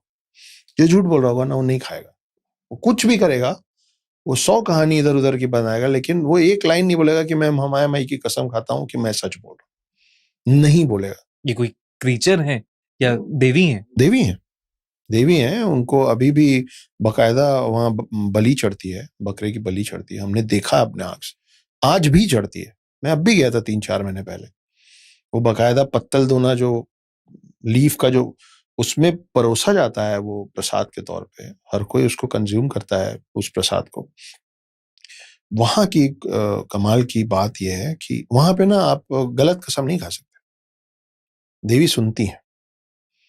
और एक ऐसा इंसिडेंस हुआ था, मैं बचपन से बात सुनता आया हूं, कि एक कपल था, उनको उनको बच्चे नहीं हो रहे थे, उन्होंने सब कर लिया था, तो किसी ने बोला यार तुम पूरी दुनिया में घूम घूम के मन्नत मांग रहे हो, डॉक्टर के पास जा रहे हो, है ना, सारे बड़े बड़े मंदिरों में जा रहे हो, माया माई के पास जाके दर्शन कर लो। किसी और समुदाय के थे, हिंदूज नहीं थे। तो बोले एक बार जाके वहां मत्था टेको, वहां पे मांग लो। तो वो जो हस्बैंड थे वो गए और उन्होंने वहां पे बोला, और जो बोला था कि जाओ तो वो लेके गया। तो वो बंदा भी साथ में था, वो बगल में खड़ा था। उन्होंने माया माई के सामने हाथ जोड़ा और बोला कि मेरे को एक बेटा दे दीजिए, मैं एक जोड़ा बकरा चढ़ाऊंगा। एक जोड़ा बकरा, बकरा मतलब 2 जोड़ा, है ना, तो 2, नंबर 2, 2 पीसेस चढ़ाऊंगा, एक जोड़ा बकरा चढ़ाऊंगा। बोले वो आ गए। थोड़े समय बाद उनकी वाइफ प्रेग्नेंट हुई, बच्चा हुआ। जैसे ही बच्चा हुआ तो वो बंदा बोला कि आपने बोला था कि बेटा दे दो तो मैं एक जोड़ा बकरा। वो बोला नहीं नहीं यार तुम गलत सुन लिए थे, एक जोड़ा बकरा नहीं बोला था, एक बकरा बोला था। बोले नहीं नहीं मैंने ध्यान से सुना था, आपने बोला था एक जोड़ा बकरा चढ़ाओ। बोले नहीं नहीं तुमको याद नहीं होगा, एक बकरा चढ़ाओ। तो उस बंदे ने बोला ठीक है जैसा ठीक लगे। वो पट्ठा गया, उसने एक बकरे का वो किया, चढ़ा दिया, बलि चढ़ाई। वो आ गया। थोड़े दिन बाद उसको समझ में आया कि उसका जो एकलौता बेटा है वो ना बोल सकता है ना सुन सकता है। वो माना कि मैंने गलत बोला था। वो बोला मैं एक और बकरा चढ़ाता हूँ, मैं फिर से एक जोड़ा बकरा चढ़ाता हूँ। मैया नाराज हो गई थी। वो बच्चा आज भी ना बोल सकता है ना सुन सकता है। ये सच है। तो ये कौन कौन है ये देवी, मतलब इनकी क्या कहानी है? सती जब हुई थी, शिव जी जब शरीर लेके उनका घूमे थे, तो सर और धड़ उनका जो गिरा था वो 2 जगह गिरा था, एक अंबिकापुर एक रतनपुर। ये पास पास है छत्तीसगढ़ में। मैं अंबिकापुर की पैदाइश हूँ। वहाँ सारे देवों से भी ज्यादा इस एक देवी की मान्यता है, माया मैया। तो माया माई के मंदिर जाना चाहिए, सभी को जाना चाहिए, देखने लायक जगह है और बहुत पावरफुल जगह है। ऐसी चीजें हैं ना माइथोलॉजी में हमारी, और जो प्रैक्टिस करने वाली चीजें हैं। यू मीन सत्योलॉजी? बिल्कुल, हाँ, बिल्कुल सत्यलॉजी कह लें उन्हें, या मतलब मैं तो लेजेंड्स कहूंगा उनको, कि लेजेंड्स इतने सारे हैं। मंदिरों के लेजेंड्स हैं या लोगों के लेजेंड्स हैं। अब मैं लोगों की बात करूं तो कौन है अघोरी, और लोग क्यों डरते हैं उनसे? सबसे पहले तो अघोरी लिविंग लेजेंड्स हैं। लिविंग लेजेंड्स हैं, राइट? वो हैं, यू कैन सी देम।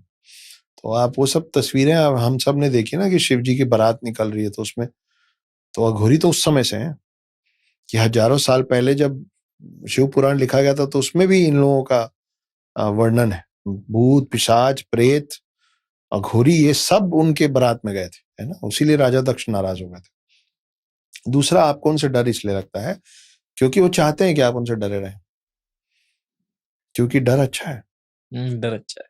क्यों अच्छा है? क्योंकि यदि मैं नहीं चाहूंगा कि दिव्य मेरे से खुले, मैं दिव्य को खुद से दूर रखना चाहूंगा कि देखो बॉस हद में रहो। तो ये बोलने के लिए देखो मैं नॉर्मली भी बोल रहा हूं तो मेरी उंगली उठ गई ना, आंख बड़ी हो जाएगी कि बॉस हद में रहो। तो उनको, और हम तो अभी सेल्फी कल्चर वाले लोग हैं ना, अगर वो आपको उनसे डर नहीं लगेगा तो आप और मेरे जैसे लोग उनके भी कंधे में हाथ रख के बोलेंगे बाबा सेल्फी प्लीज, है ना। फिर बाबा सेल्फी कहाँ देंगे वो आपको नहीं पता, सही बात है। पर देंगे कहीं शरीर में, गड़बड़ वाला सेल्फी, है ना। तो उनको नहीं पसंद है कि उनसे आम जन आके बात करें या उनसे ज्यादा घुसे उनमें। तो उनका जो सबसे अच्छा वेपन है ना वो है डर, कि उनकी वेशभूषा से, उनकी आवाज से, उनकी हरकतों से आप इतना डर जाएं कि आप बोले भाई पता नहीं ओम फट स्वाहा बोल के क्या करेगा ये आदमी, इससे तो दूर ही रहो। तो वो चाहते हैं, हाँ मैं यही चाहता हूँ कि मेरे से तो दूर ही रहो। तो डर उनका वेपन है, इसीलिए वो पहाड़ों में और एकांत में रहना पसंद करते हैं। नहीं तो फिर आपको दिल्ली में दिखते ना रोड में घूमते हुए, वो यहाँ क्यों नहीं दिखते हैं? क्योंकि जहां बहुत सारे लोग रहते हैं वहां उनको रहना नहीं होता। अघोरी जो होते हैं वो शिव को प्राप्त करने की कोशिश कर रहे हैं, और जो आपने बोला ना ऐसे दिखते हैं कि सदियों से जैसे नहाए नहीं, ये सब सही है।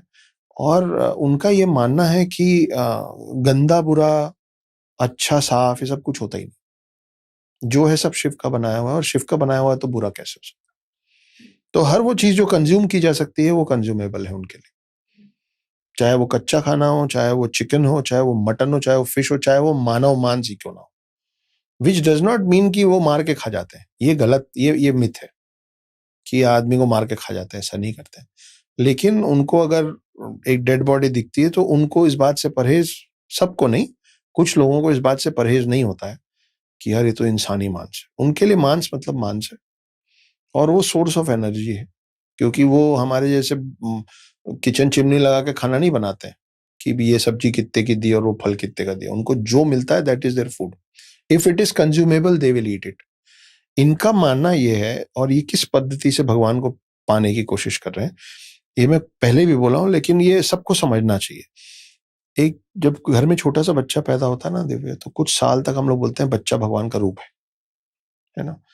वो बच्चा जो अपने ही सुसु पोटे में खेलता रहता है, जिसको समझ नहीं है ना, फिर वो बैठने भी लग गया है, अगर इतना बड़ा हो भी गया है कि बैठ पाता है, और अगर वो सुसु कर देगा तो उसके आसपास बहेगा ना, तो उसमें छप छप खेलता रहेगा। फिर धीरे धीरे हम उसको बताना चालू करते हैं कि ये छिच्छी है, ये गंदा है, मुंह में मिट्टी मत डालो, चप्पल मुंह में नहीं डालते, नो। जब वो ये सब सीख जाता है, तब हम ये बोलना बंद कर देते हैं कि बच्चे में भगवान का रूप है। तो जब तक उसके लिए अच्छा बुरा, साफ गंदा, ये आदमी अच्छा वो आदमी बुरा, ये सब की समझ नहीं थी ना, रंगों की समझ नहीं थी ना, तब तक उसमें भगवान का वास था। तो वो उस इग्नोरेंस वाली पद्धति से they are trying to reach Shiva, that is their whole. तो यज्ञ करते हैं वो करते हैं, उनकी अपनी तांत्रिक विधि है, उसमें भी बहुत सारे अलग अलग सेक्ट्स हैं, लेकिन जो नॉर्मल विधि विधान जो हम लोग घरों पे करते हैं, जो मंदिरों में पंडित करते हैं, वो उसकी अनुमति नहीं देते हैं, वो उसको बहुत सही नहीं मानते हैं। इस वजह से इनको थोड़ा सा अलग थलग रखा जाता है। और एक नागा साधु होते हैं, तो नागा साधु भी अघोरी होते हैं या बिल्कुल अलग? बिल्कुल अलग नहीं, पर थोड़े से अलग होते हैं। और मैं सबसे सिंपल तरीका जो मैं आपको समझा सकता हूँ ये है कि जैसे मैंने अभी अघोरी के लिए कहा कि वो इस पद्धति से शिव को प्राप्त करने की कोशिश कर रहे हैं। नागा साधुओं का मानना है कि मुझे शिव को प्राप्त करने की जरूरत नहीं है, शिव मुझ में है, मैं शिव की सेना हूं, मैं धर्म का रक्षक हूं। तो उनको बनाया ही इसीलिए गया था। आदि गुरु शंकराचार्य ने जब बनाया था 600-700 साल पहले, उनको ये दिखा कि आने वाले समय में शास्त्रों से काम नहीं चलेगा, शस्त्र भी उठाना पड़ेगा धर्म की रक्षा के लिए। लेकिन धर्म की रक्षा करेगा कौन? राजा वाजा जो थे वो तो अपनी प्रजा के लिए, जमीन के लिए, सोने के लिए, इसके लिए लड़ते थे। तो इस हिसाब से आने वाले समय में आक्रांता जो बाहर से आएंगे वो धर्म को नुकसान पहुंचाएंगे। ये उस व्यक्ति को गरुण दृष्टि और सर्प दृष्टि होती है ना। दृष्टि मतलब विजन, गरुण दृष्टि और सर्प दृष्टि, सर्प मतलब सांप, गरुण मतलब पक्षी। गरुण दृष्टि ये होती है कि आपको बहुत आगे का विजन होता है कि आने वाला समय ऐसा हो जाएगा, उसकी तैयारी आज से करो। सर्प दृष्टि क्या होती है? जो हम शॉर्ट टर्म प्रॉफिट्स देखते हैं ना, कि ये कर लेंगे तो ये हो जाएगा, अपना तो हो जाएगा। तो आदि गुरु शंकराचार्य की गरुण दृष्टि थी, उनको मालूम था कि आज 700 साल बाद दुनिया कैसी होगी। तब उन्होंने सृजन किया, क्रिएट किया एक नए सेक्ट को जिसका नाम है नागा साधु। अघोरी उसके भी पहले से।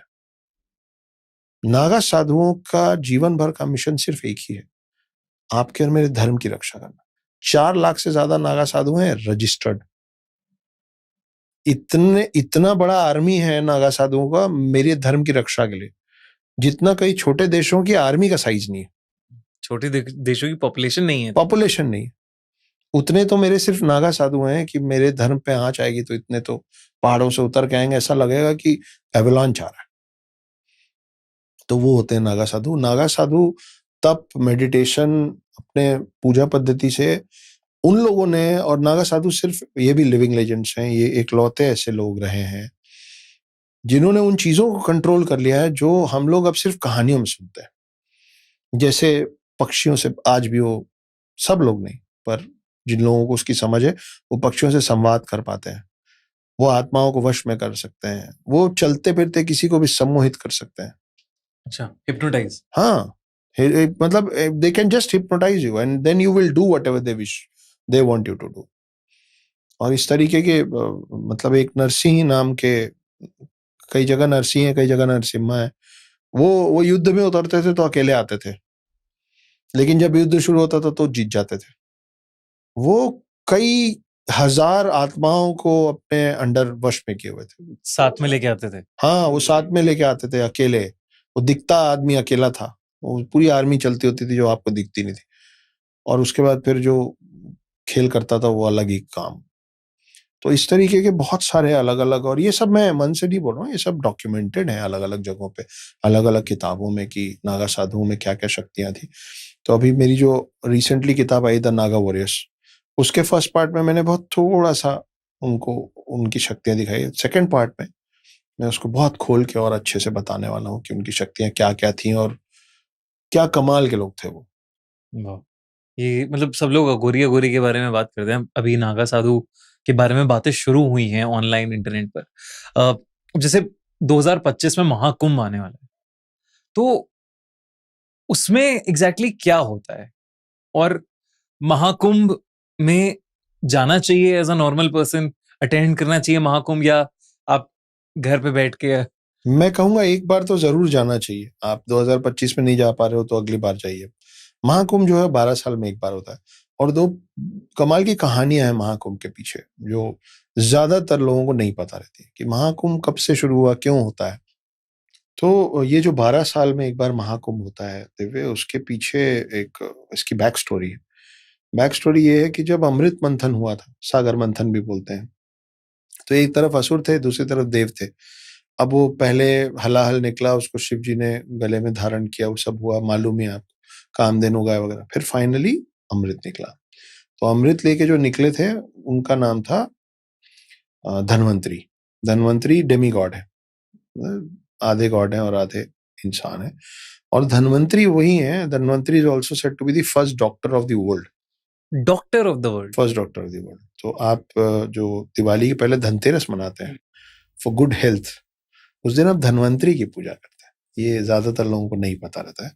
वो ज़्यादा धन से ज्वेलरी और ये सब आता है, तो धन की पूजा ज़्यादा धन की धनतेरस उससे पूजा माने जाते दिवाली हैं। के रोज होती है जब आप लक्ष्मी पूजा करते हैं। धनतेरस के दिन आप धनवंतरी की पूजा करते हैं, जिन्होंने आपको पहली दवाइयां ये सब चीजें बताई थी।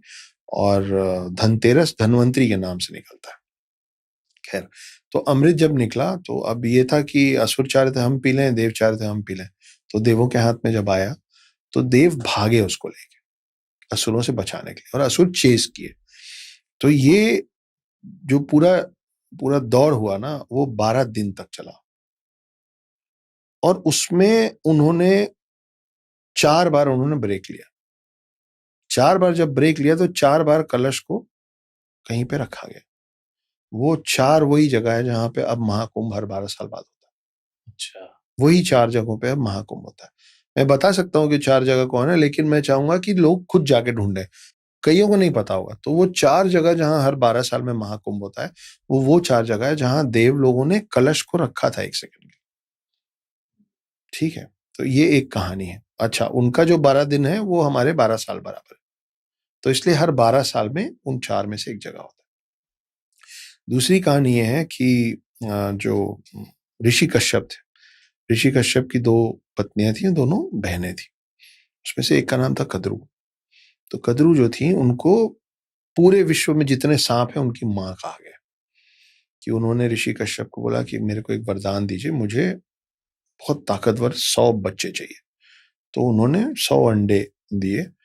अब दूसरी जो बहन थी उनको लगा कि मेरे को कुछ नहीं मिला, तो वो पहुंची।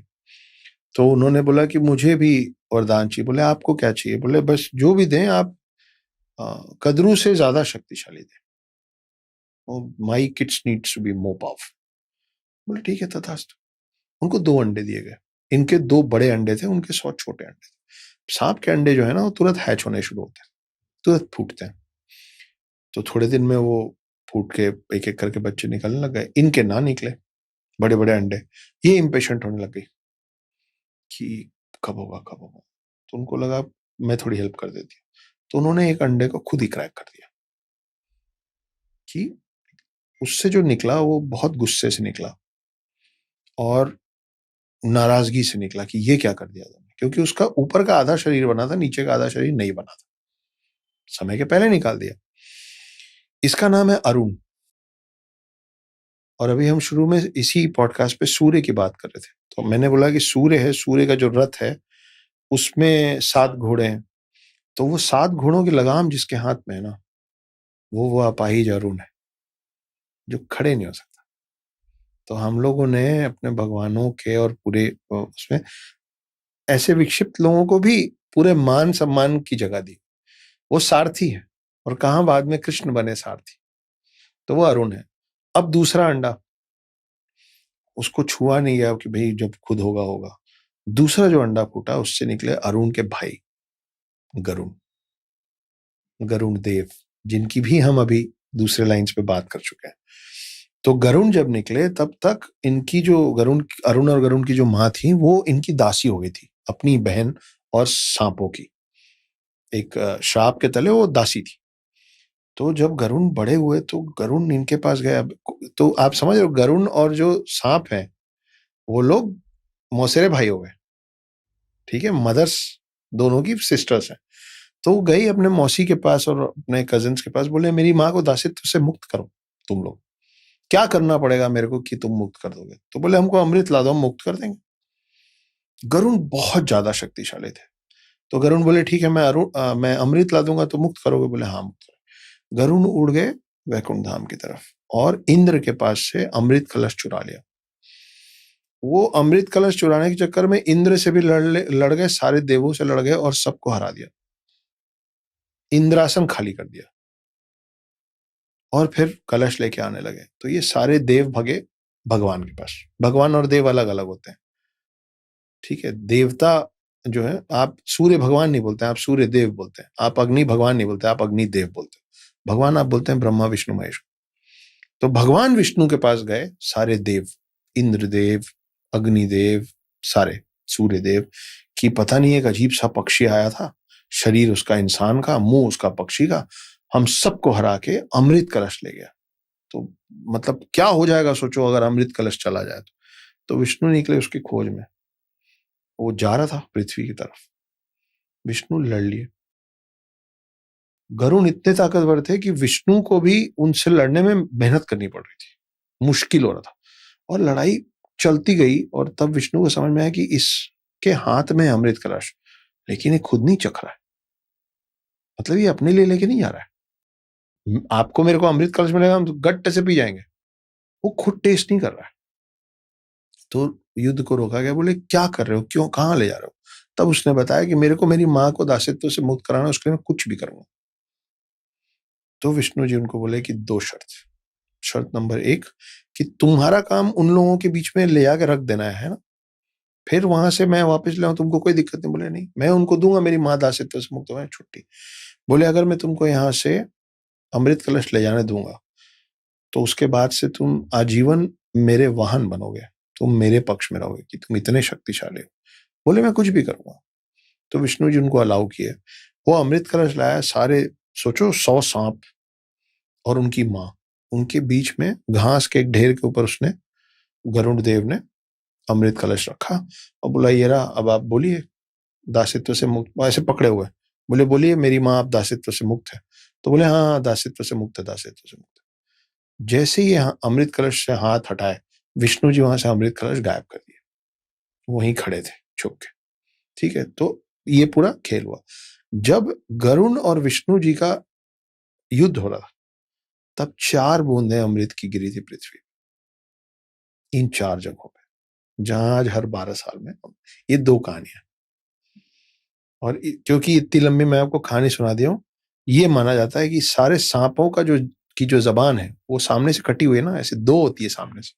वो इसलिए है क्योंकि जब वहां से वो गायब हुआ तो किसी सांप को लगा कि हाँ अभी घास में कुछ तो गिरा ही होगा, जब अमृत कलश यहाँ था तो इस घास के ढेर में कहीं एक बूंद तो होगा। और जैसी बात फैली तो 100 जो पृथ्वी के जो पहले 100 सांप थे वो सब घास को चाटने लगे, तो उनकी जबान घास से कटी है, तो ऐसी 2 हो गई। ये कहानी है। इंटरेस्टिंग कहानियां हैं ये सारी। लेकिन जैसे आपने आपने कहा कि श्राप मिला उन्हें दासी होने का, या हम कहते हैं कि नागा साधु किसी को भी हिप्नोटाइज कर सकते हैं, अपनी बातें मनवा सकते हैं। ऐसी होता है काला जादू, जहां पे आप किसी और के ऊपर कंट्रोल ले लेते हो और फिर अपने लिए उसे उस चीज को यूज कर सकते हो। तो काला जादू के अराउंड कुछ एनेक्डोट, कोई किस्सा? मैंने आपसे कहा है कि मैं तभी कोई चीज को मानता हूं जब कुछ ऐसा हो जाए। मेरे साथ एक वाकया हुआ था। एक समय मेरे जीवन में ऐसा आया था कि मुझसे मेरा बच्चा दूर कर दिया गया। मैं गाड़ी चला रहा हूँ, लगभग 80 की स्पीड पे गाड़ी चल रही है और बाईपास है, वो खुला सड़क है, कोई प्रॉब्लम नहीं है। और सडनली मुझे ऐसा लगा, लगा क्या, दिखा एक्चुअली, कि गियर के पास से कोई चीज़ चमक रही है। कोई कुछ मूव हो रहा है और कुछ चमक रहा है। मेरे पास ना i20 थी, तो i20 का जो पूरा म्यूजिक का पैनल है ना, वो बड़ा कलरफुल है, ब्लू ब्लू कलर उस समय नया-नया होता। तो वो तो मेरे को लगा कि गियर के पास कुछ ब्लू ब्लू चमक रहा है। तो जब तक मैं देखा तो गियर से को ड्राइविंग सीट की तरफ से ड्राइविंग सीट की तरफ एक सांप उतर रहा था, बंद गाड़ी के अंदर। बंद मतलब चलती गाड़ी जो सब तरह से बंद है, और वो मेरे पैर की तरफ उतर चुका था पूरा। तो वो मुझे जो चमकता हुआ मूवमेंट दिख रहा था ना, वो उसके छाल के ऊपर वो स्केल्स में ऐसा-ऐसा हो रहा था। तो मेरी नज़र गई कि क्या हो रहा है? अब वो मेरे पैर। तो मैं गाड़ी छोड़ दिया घबराहट में, हाथ-पैर सब ऊपर गए और 80-90 की स्पीड में गाड़ी जाके घुसी एक खड़ी ट्रक पे। मैं देख रहा था ये ट्रक खड़ी है, मैं गया और घुस गई गाड़ी। गाड़ी की तस्वीरें हैं मेरे पास। आप उस गाड़ी की तस्वीर देखोगे तो आप मानोगे नहीं कि इसमें से कोई जीवित बचा होगा। मैं था उस गाड़ी के अंदर। और बाद में आस-पास के लोग आए और रात का समय था, तो इतनी ज़ोर से हुआ तो सब आए और ट्रक के लोग भी आए और लोग भी आए। और मैं ऐसे ही बैठा हुआ था, मैं सब यहाँ चेहरे पे चोट लग गई थी, पूरा गर्दन-वर्दन मुड़ गया था छत से टकरा के। गाड़ी तो खत्म हो गई थी, उसमें से मेरे को निकाला गया और वो सब ने फिर उस गाड़ी में से साँप देखा। मैं बोला इसमें साँप था, मैं इसलिए घबराहट में ये हुआ है। सबने देखा कि मेरे वो जहाँ पे ब्रेक एक्सीलेटर होता है वहाँ साँप था। तो एक गाड़ी का एक्सीडेंट हुआ, एक मेरा बच्चा मेरे से दूर हो गया, मैं सुसाइड अटेम्प्ट किया, है ना? और भी ऐसी 2-4 चीज़ें हुई। तो मेरा सगा छोटा भाई और उसकी जो समकक्ष है, वो दोनों मेरे पास आए और बोले कि भैया हम कहीं से ढूँढे एक बाबा, उनके पास आपको लेके चलना है। मैं ये सब मानता नहीं था और मैं बहुत परेशान चल रहा था, फाइनेंशियली, मेंटली, फिज़िकली, सोशली सब तरफ से लगी पड़ी थी। मैं बोला दिमाग खराब हो गया तुम लोगों का? यहाँ इतनी सारी प्रॉब्लम है, अब मैं बाबा के पास जाऊँगा, झाड़-फूँक कराऊँ, क्योंकि मेरे डैड मानते नहीं। तो डाँट दिया मैं, 4 साल छोटा है मेरा भाई, वो भी बेचारा चुप हो गया। तो बोले भैया ठीक है, आप नहीं जाना चाह रहे हैं तो आपके बदले हम दोनों जा रहे हैं। मैं बोला जो करना है करो, मैं नहीं जाऊँगा ये सब फालतू चीज़ में, मैं नहीं गया। वो गए एक बाबा के पास। वो बाबा रहते हैं शिवमोगा के पास, एक छोटा-सा गाँव है वहाँ साउथ में, बैंगलोर से और आगे 7 घंटे दूर। और वो वहाँ गया, छोटा भाई गया और बोला कि मेरे भाई के साथ ऐसा-ऐसा हो रहा है बाबा। मेरा छोटा भाई पहली बार मिल रहा है, उसको किसी ने बोला कि ये बाबा। तो वो बाबा बोले मेरे छोटे भाई को कि अ, इस चीज़ को मैं ख़त्म तो नहीं कर सकता हूँ जो जो तुम्हारे भाई के ऊपर किया हुआ है, काला जादू किया हुआ है, लेकिन इसको मैं रिवर्स कर सकता हूँ। बोले मतलब? बोले मत, और वो बड़ी जल्दी-जल्दी बोलते हैं, क्योंकि बहुत सारे लोग होते हैं जिनका उनको कोई पैसा नहीं रहता, आदमी कुछ नहीं करता। बोले मतलब ये कि जिसने किया है उसके साइड वापस भेज दूँगा, उसके साथ फिर जो होगा उसका मैं ज़िम्मेदार नहीं हूँ और वो तुम्हारे परिवार के आस-पास का ही इंसान है। बोलो कर दूँ? तो छोटा भाई बोला कि सगे बड़े भाई के से ज़्यादा क्या बचाना है? जिसका भी नुकसान हो मेरे भाई को बचाइए। तो कुछ-कुछ किए, बोले घर जाओ, वो कर दिया है और तुमको पता भी चल जाएगा। जिसके साथ तुम्हारे घर परिवार के आस-पास में जिसके साथ यही सारी चीज़ें होंगी ना, उसने किया था। जो लेडी ने, मतलब मेरे घर परिवार के बहुत करीबी लोगों में एक लेडी के साथ सेम सीक्वेंस में वो सब हो गया जो मेरे साथ हुआ। उनका बच्चा दूर हो गया, उनका एक्सीडेंट हो गया, सुसाइड अटेम्प्ट कर ली। सब चीज़ें वैसी हो गई। कैसे नहीं मानोगे? मैं तो नहीं मानता था, मैं तो खुद बोल रहा हूँ मैं नहीं मानता था। पर एक आदमी आपको ये बोल के भेज रहा है कि तुम्हारे परिवार के आस-पास का इंसान है और मैंने रिवर्स कर दिया है। वो जो तुम्हारे जीवन में करना चाहता था वो सब उसके साथ होगा, देखो। और हम लोग बैठ के देखे, तो मजबूरी हो जाती है फिर मानना। लेकिन मैं आपको बता दूं, मैंने अक्षत से पूछा था कि काला जादू के बारे में हम बात करेंगे, तो अक्षत ने मना कर दिया था कि यार लोग ना बहुत ज्यादा मैसेज कर रहे हैं कि काला जादू के कैसे केसेस ला रहे हैं और सॉल्व करने के लिए कह रहे हैं। तो मैं बता दूं अक्षत केसेस वो सॉल्व नहीं करते, तो आप उन्हें परेशान करना बंद करिए। मैं एक आम इंसान हूँ, पहली बात। दूसरी बात ये है कि मेरे साथ जो घटित हुआ है, मैं आप लोगों को बता देता हूँ। पर मैं कोई काला जादू का कोई एक्सपर्ट मास्टर नहीं हूँ कि मैं कुछ मदद कर पाऊँ दूसरी की। ये बाबा कहाँ रहते हैं भाई, मुझे नहीं मालूम ये बाबा। मैं तो खुद बोल रहा हूँ, मैं गया ही नहीं कभी। और ये बात है 2015-16 की, मतलब 10 साल होने को आया है ना। 2024 मिड में है, 9 साढ़े 9 साल हो गया। वो बाबा जीवित हैं नहीं हैं, कहाँ हैं, मुझे नहीं पता है। अगर होगा तो मैं क्यों नहीं सबको बता के मदद करूंगा। सही बात है। आप मेरे से क्या मांग रहे हो? एक नंबर, एक एड्रेस? मेरे पास नहीं है भाई, सच। मुझे नहीं पता उनके बारे में। मेरे साथ जो घटित हुआ मैंने आपसे साझा कर लिया। और मैं कोई काला जादू एक्सपर्ट नहीं हूँ। मेरा बहुत सीधा सीधा मानना है कि जस्ट क्योंकि इस जादू के साथ काला शब्द लगा हुआ है, इसका ये मतलब नहीं है कि everything that is done is wrong and negative. ये जो मैं आपको अपने जीवन का इंसिडेंट बता रहा हूँ, किसी ने काला जादू का इस्तेमाल करके मुझे काले जादू से निकाला ना। तो भाई बिजली का तार आप सॉकेट में डालोगे तो लाइट जल जाएगा, किसी शरीर में डाल दोगे तो वो मर जाएगा। बिजली तो बिजली है। वैसे ही वो जो विद्या है, वो विद्या तो विद्या ही है। आप उसका उपयोग अच्छे के लिए करोगे या बुरे के लिए करोगे, आपके हाथ है ना। आप आग से अगरबत्ती जला दो या घर जला दो, वो तो आप डिसाइड करोगे। आग तो आग ही है ना। तो काला जादू होता तो है, लेकिन जितना हम लोगों को लगता है ना कि जितना इजीली हम लोग बात कर लेते हैं या सुन लेते हैं, इतना आसान भी नहीं होता यार। इतना आसान होता तो हर किसी के जीवन में नहीं काला जादू हो जाता। It is a very tough knowledge, पहली बात।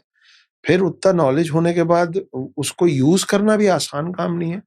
प्लस वैसे इंसान को, एक नॉर्मल इंसान ढूंढे जिसको सच में काला जादू आता हो और वो करे, वो और थर्ड प्रोसेस है।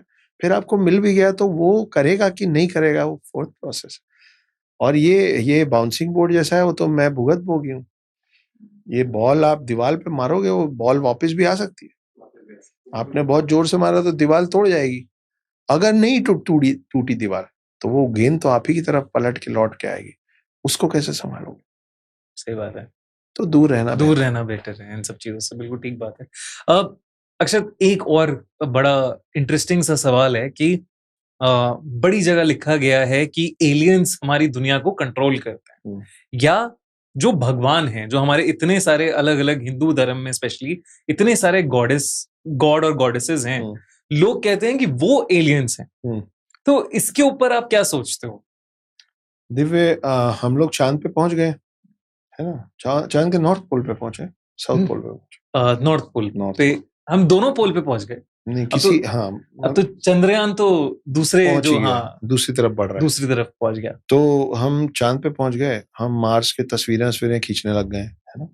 तो हम पृथ्वी से बाहर तो निकल ही गए, है ना। मैं आपको एक, आपके चैनल पे लोग कहानी सुनते हैं, मैं आप सबको ना एक कहानी दे रहा हूँ जिसको आप खुद सोचो, है ना। मैं सुना देता हूँ पर आप इमेजिन करो, मजा आएगा आप।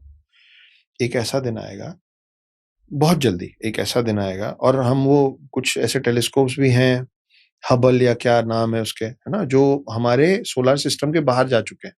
वो अभी भी वहां से तस्वीरें भेज रहे हैं दूसरे ब्रह्मांड के, दूसरे सोलर सिस्टम्स और यूनिवर्सेस के। बहुत जल्दी मतलब मैं मान के चल रहा हूँ 100 साल के लगभग, उसको पृथ्वी के उम्र के हिसाब से बहुत जल्दी बोलेंगे। 101 साल में एक ऐसा रोज आएगा जब पृथ्वी से 3-4 अलग अलग देशों से अलग अलग स्पेसशिप्स उड़ेंगे। एक स्पेसशिप उड़ेगा इंडिया से, एक स्पेसशिप उड़ेगा यूएस से, एक स्पेसशिप उड़ेगा किसी अरेबिक कंट्री से या मुस्लिम कंट्री से, ठीक है। ये तीनों स्पेसशिप ढूंढते ढूंढते एक ऐसे प्लैनेट पे पहुंचेंगे, इमेजिनेशन है, ठीक है। एक ऐसे प्लैनेट में पहुंचेंगे जहां पे लाइफ होगा, और बुद्धिजीवी लाइफ होगा। वो ऐसे नहीं दिख रहे होंगे, हो सकता है कि वो ब्लू कलर के होंगे, पर उनको समझ में आती होगी बात, है ना। तो ये तीनों जो स्पेसशिप है वो उस प्लैनेट के अलग अलग जगहों पे लैंड कर जाएगा। अब वो लैंड किया, उसमें से इंडियंस निकलेंगे, फिर वो जब आसपास उनके लोग आएंगे डरे समय सहमे से, तो उनको पार्ले जी देंगे। पार्ले जी जरूरी है, पार्ले जी साथ होगा, पार्ले जी देंगे, दोस्ती करेंगे। फिर किसी तरीके से अपनी बात उनको समझाई जाएगी। और क्या समझाया जाएगा? समझाया जाएगा कि मैं पृथ्वी से आया हूँ, मेरा नाम मानव है, मुझे मानव कहते हैं, मैं पृथ्वी से आया हूँ। एक और स्पेसशिप जो उतरा है वो बोलेगा, I am a man, I have come from planet Earth. और मुझे नहीं मालूम पृथ्वी को और प्लैनेट अर्थ को उर्दू में क्या कहते हैं, वो अपने लैंग्वेज में वो कहेंगे, लेकिन उर्दू में इंसान कहते हैं, है ना। तो वो बोलेंगे मैं इंसान हूँ, मैं वहां से आया हूँ। अब पड़ोस में तो है नहीं, हम वापस आ गए। जब हम बहुत साल बाद वापस जाएंगे ना, उसके भी बहुत साल बाद, तो वहां जाके हम क्या देखेंगे मैं आपको वो बताता हूँ। हम देखेंगे कि वो जो नीले नीले लोग थे ना, उन्होंने ना स्पेसशिप जैसा स्ट्रक्चर बना रखा है। क्यों? क्योंकि उनके हिसाब से वो ऊपर से आए थे। अंदर जो मूर्ति बैठी होगी ना, उसका कलर ऐसा होगा ब्रिटिश। कौन वाले का? जो हिंदुस्तान से गया था। एक दूसरा ऐसा कुछ बनाएंगे जिसके अंदर जो जो आइडल बैठा होगा ना, एकदम गोरा होगा, क्योंकि यूएस से आया। तीसरा जो आइडल बनाएंगे ना, उसकी दाढ़ी होगी, उसकी मूंछ नहीं होगी, उसकी सिर्फ दाढ़ी होगी, है ना। समझ रहे हो आप मैं क्या कह रहा हूं? ठीक है। और वो तीनों समुदाय इस बात पे लड़ रहे होंगे कि मेरा मानव असली भगवान है, मेरा इंसान असली भगवान है, और मेरा मैन असली भगवान है। और वो भगवान रहते कहाँ है? अर्थ में, पृथ्वी में। नहीं नहीं, अर्थ में नहीं रहते, पृथ्वी में रहते। हट, पृथ्वी में नहीं रहते, अर्थ में रहते। यही है जन्नत, स्वर्ग और हेवन। यही है हेल, नर्क और जहन्नुम या दोजख। ठीक है ना। तो ये यही होगा, एग्जैक्टली होगा। इसीलिए आज भी आप देखो, कोई भी समुदाय हो, पर जब वो प्रार्थना करता है तो वो ऊपर देखता है, क्योंकि उसको यही मालूम है कि भगवान ऊपर से आए थे और भगवान ऊपर गए अब, और वो नीले थे। तो आप जब कहीं पहुंच जाओगे ना, तो फिर वहां के लोगों के लिए भगवान का रंग ये हो जाएगा, और फिर वो भगवान वैकुंठ धाम में नहीं रहेंगे।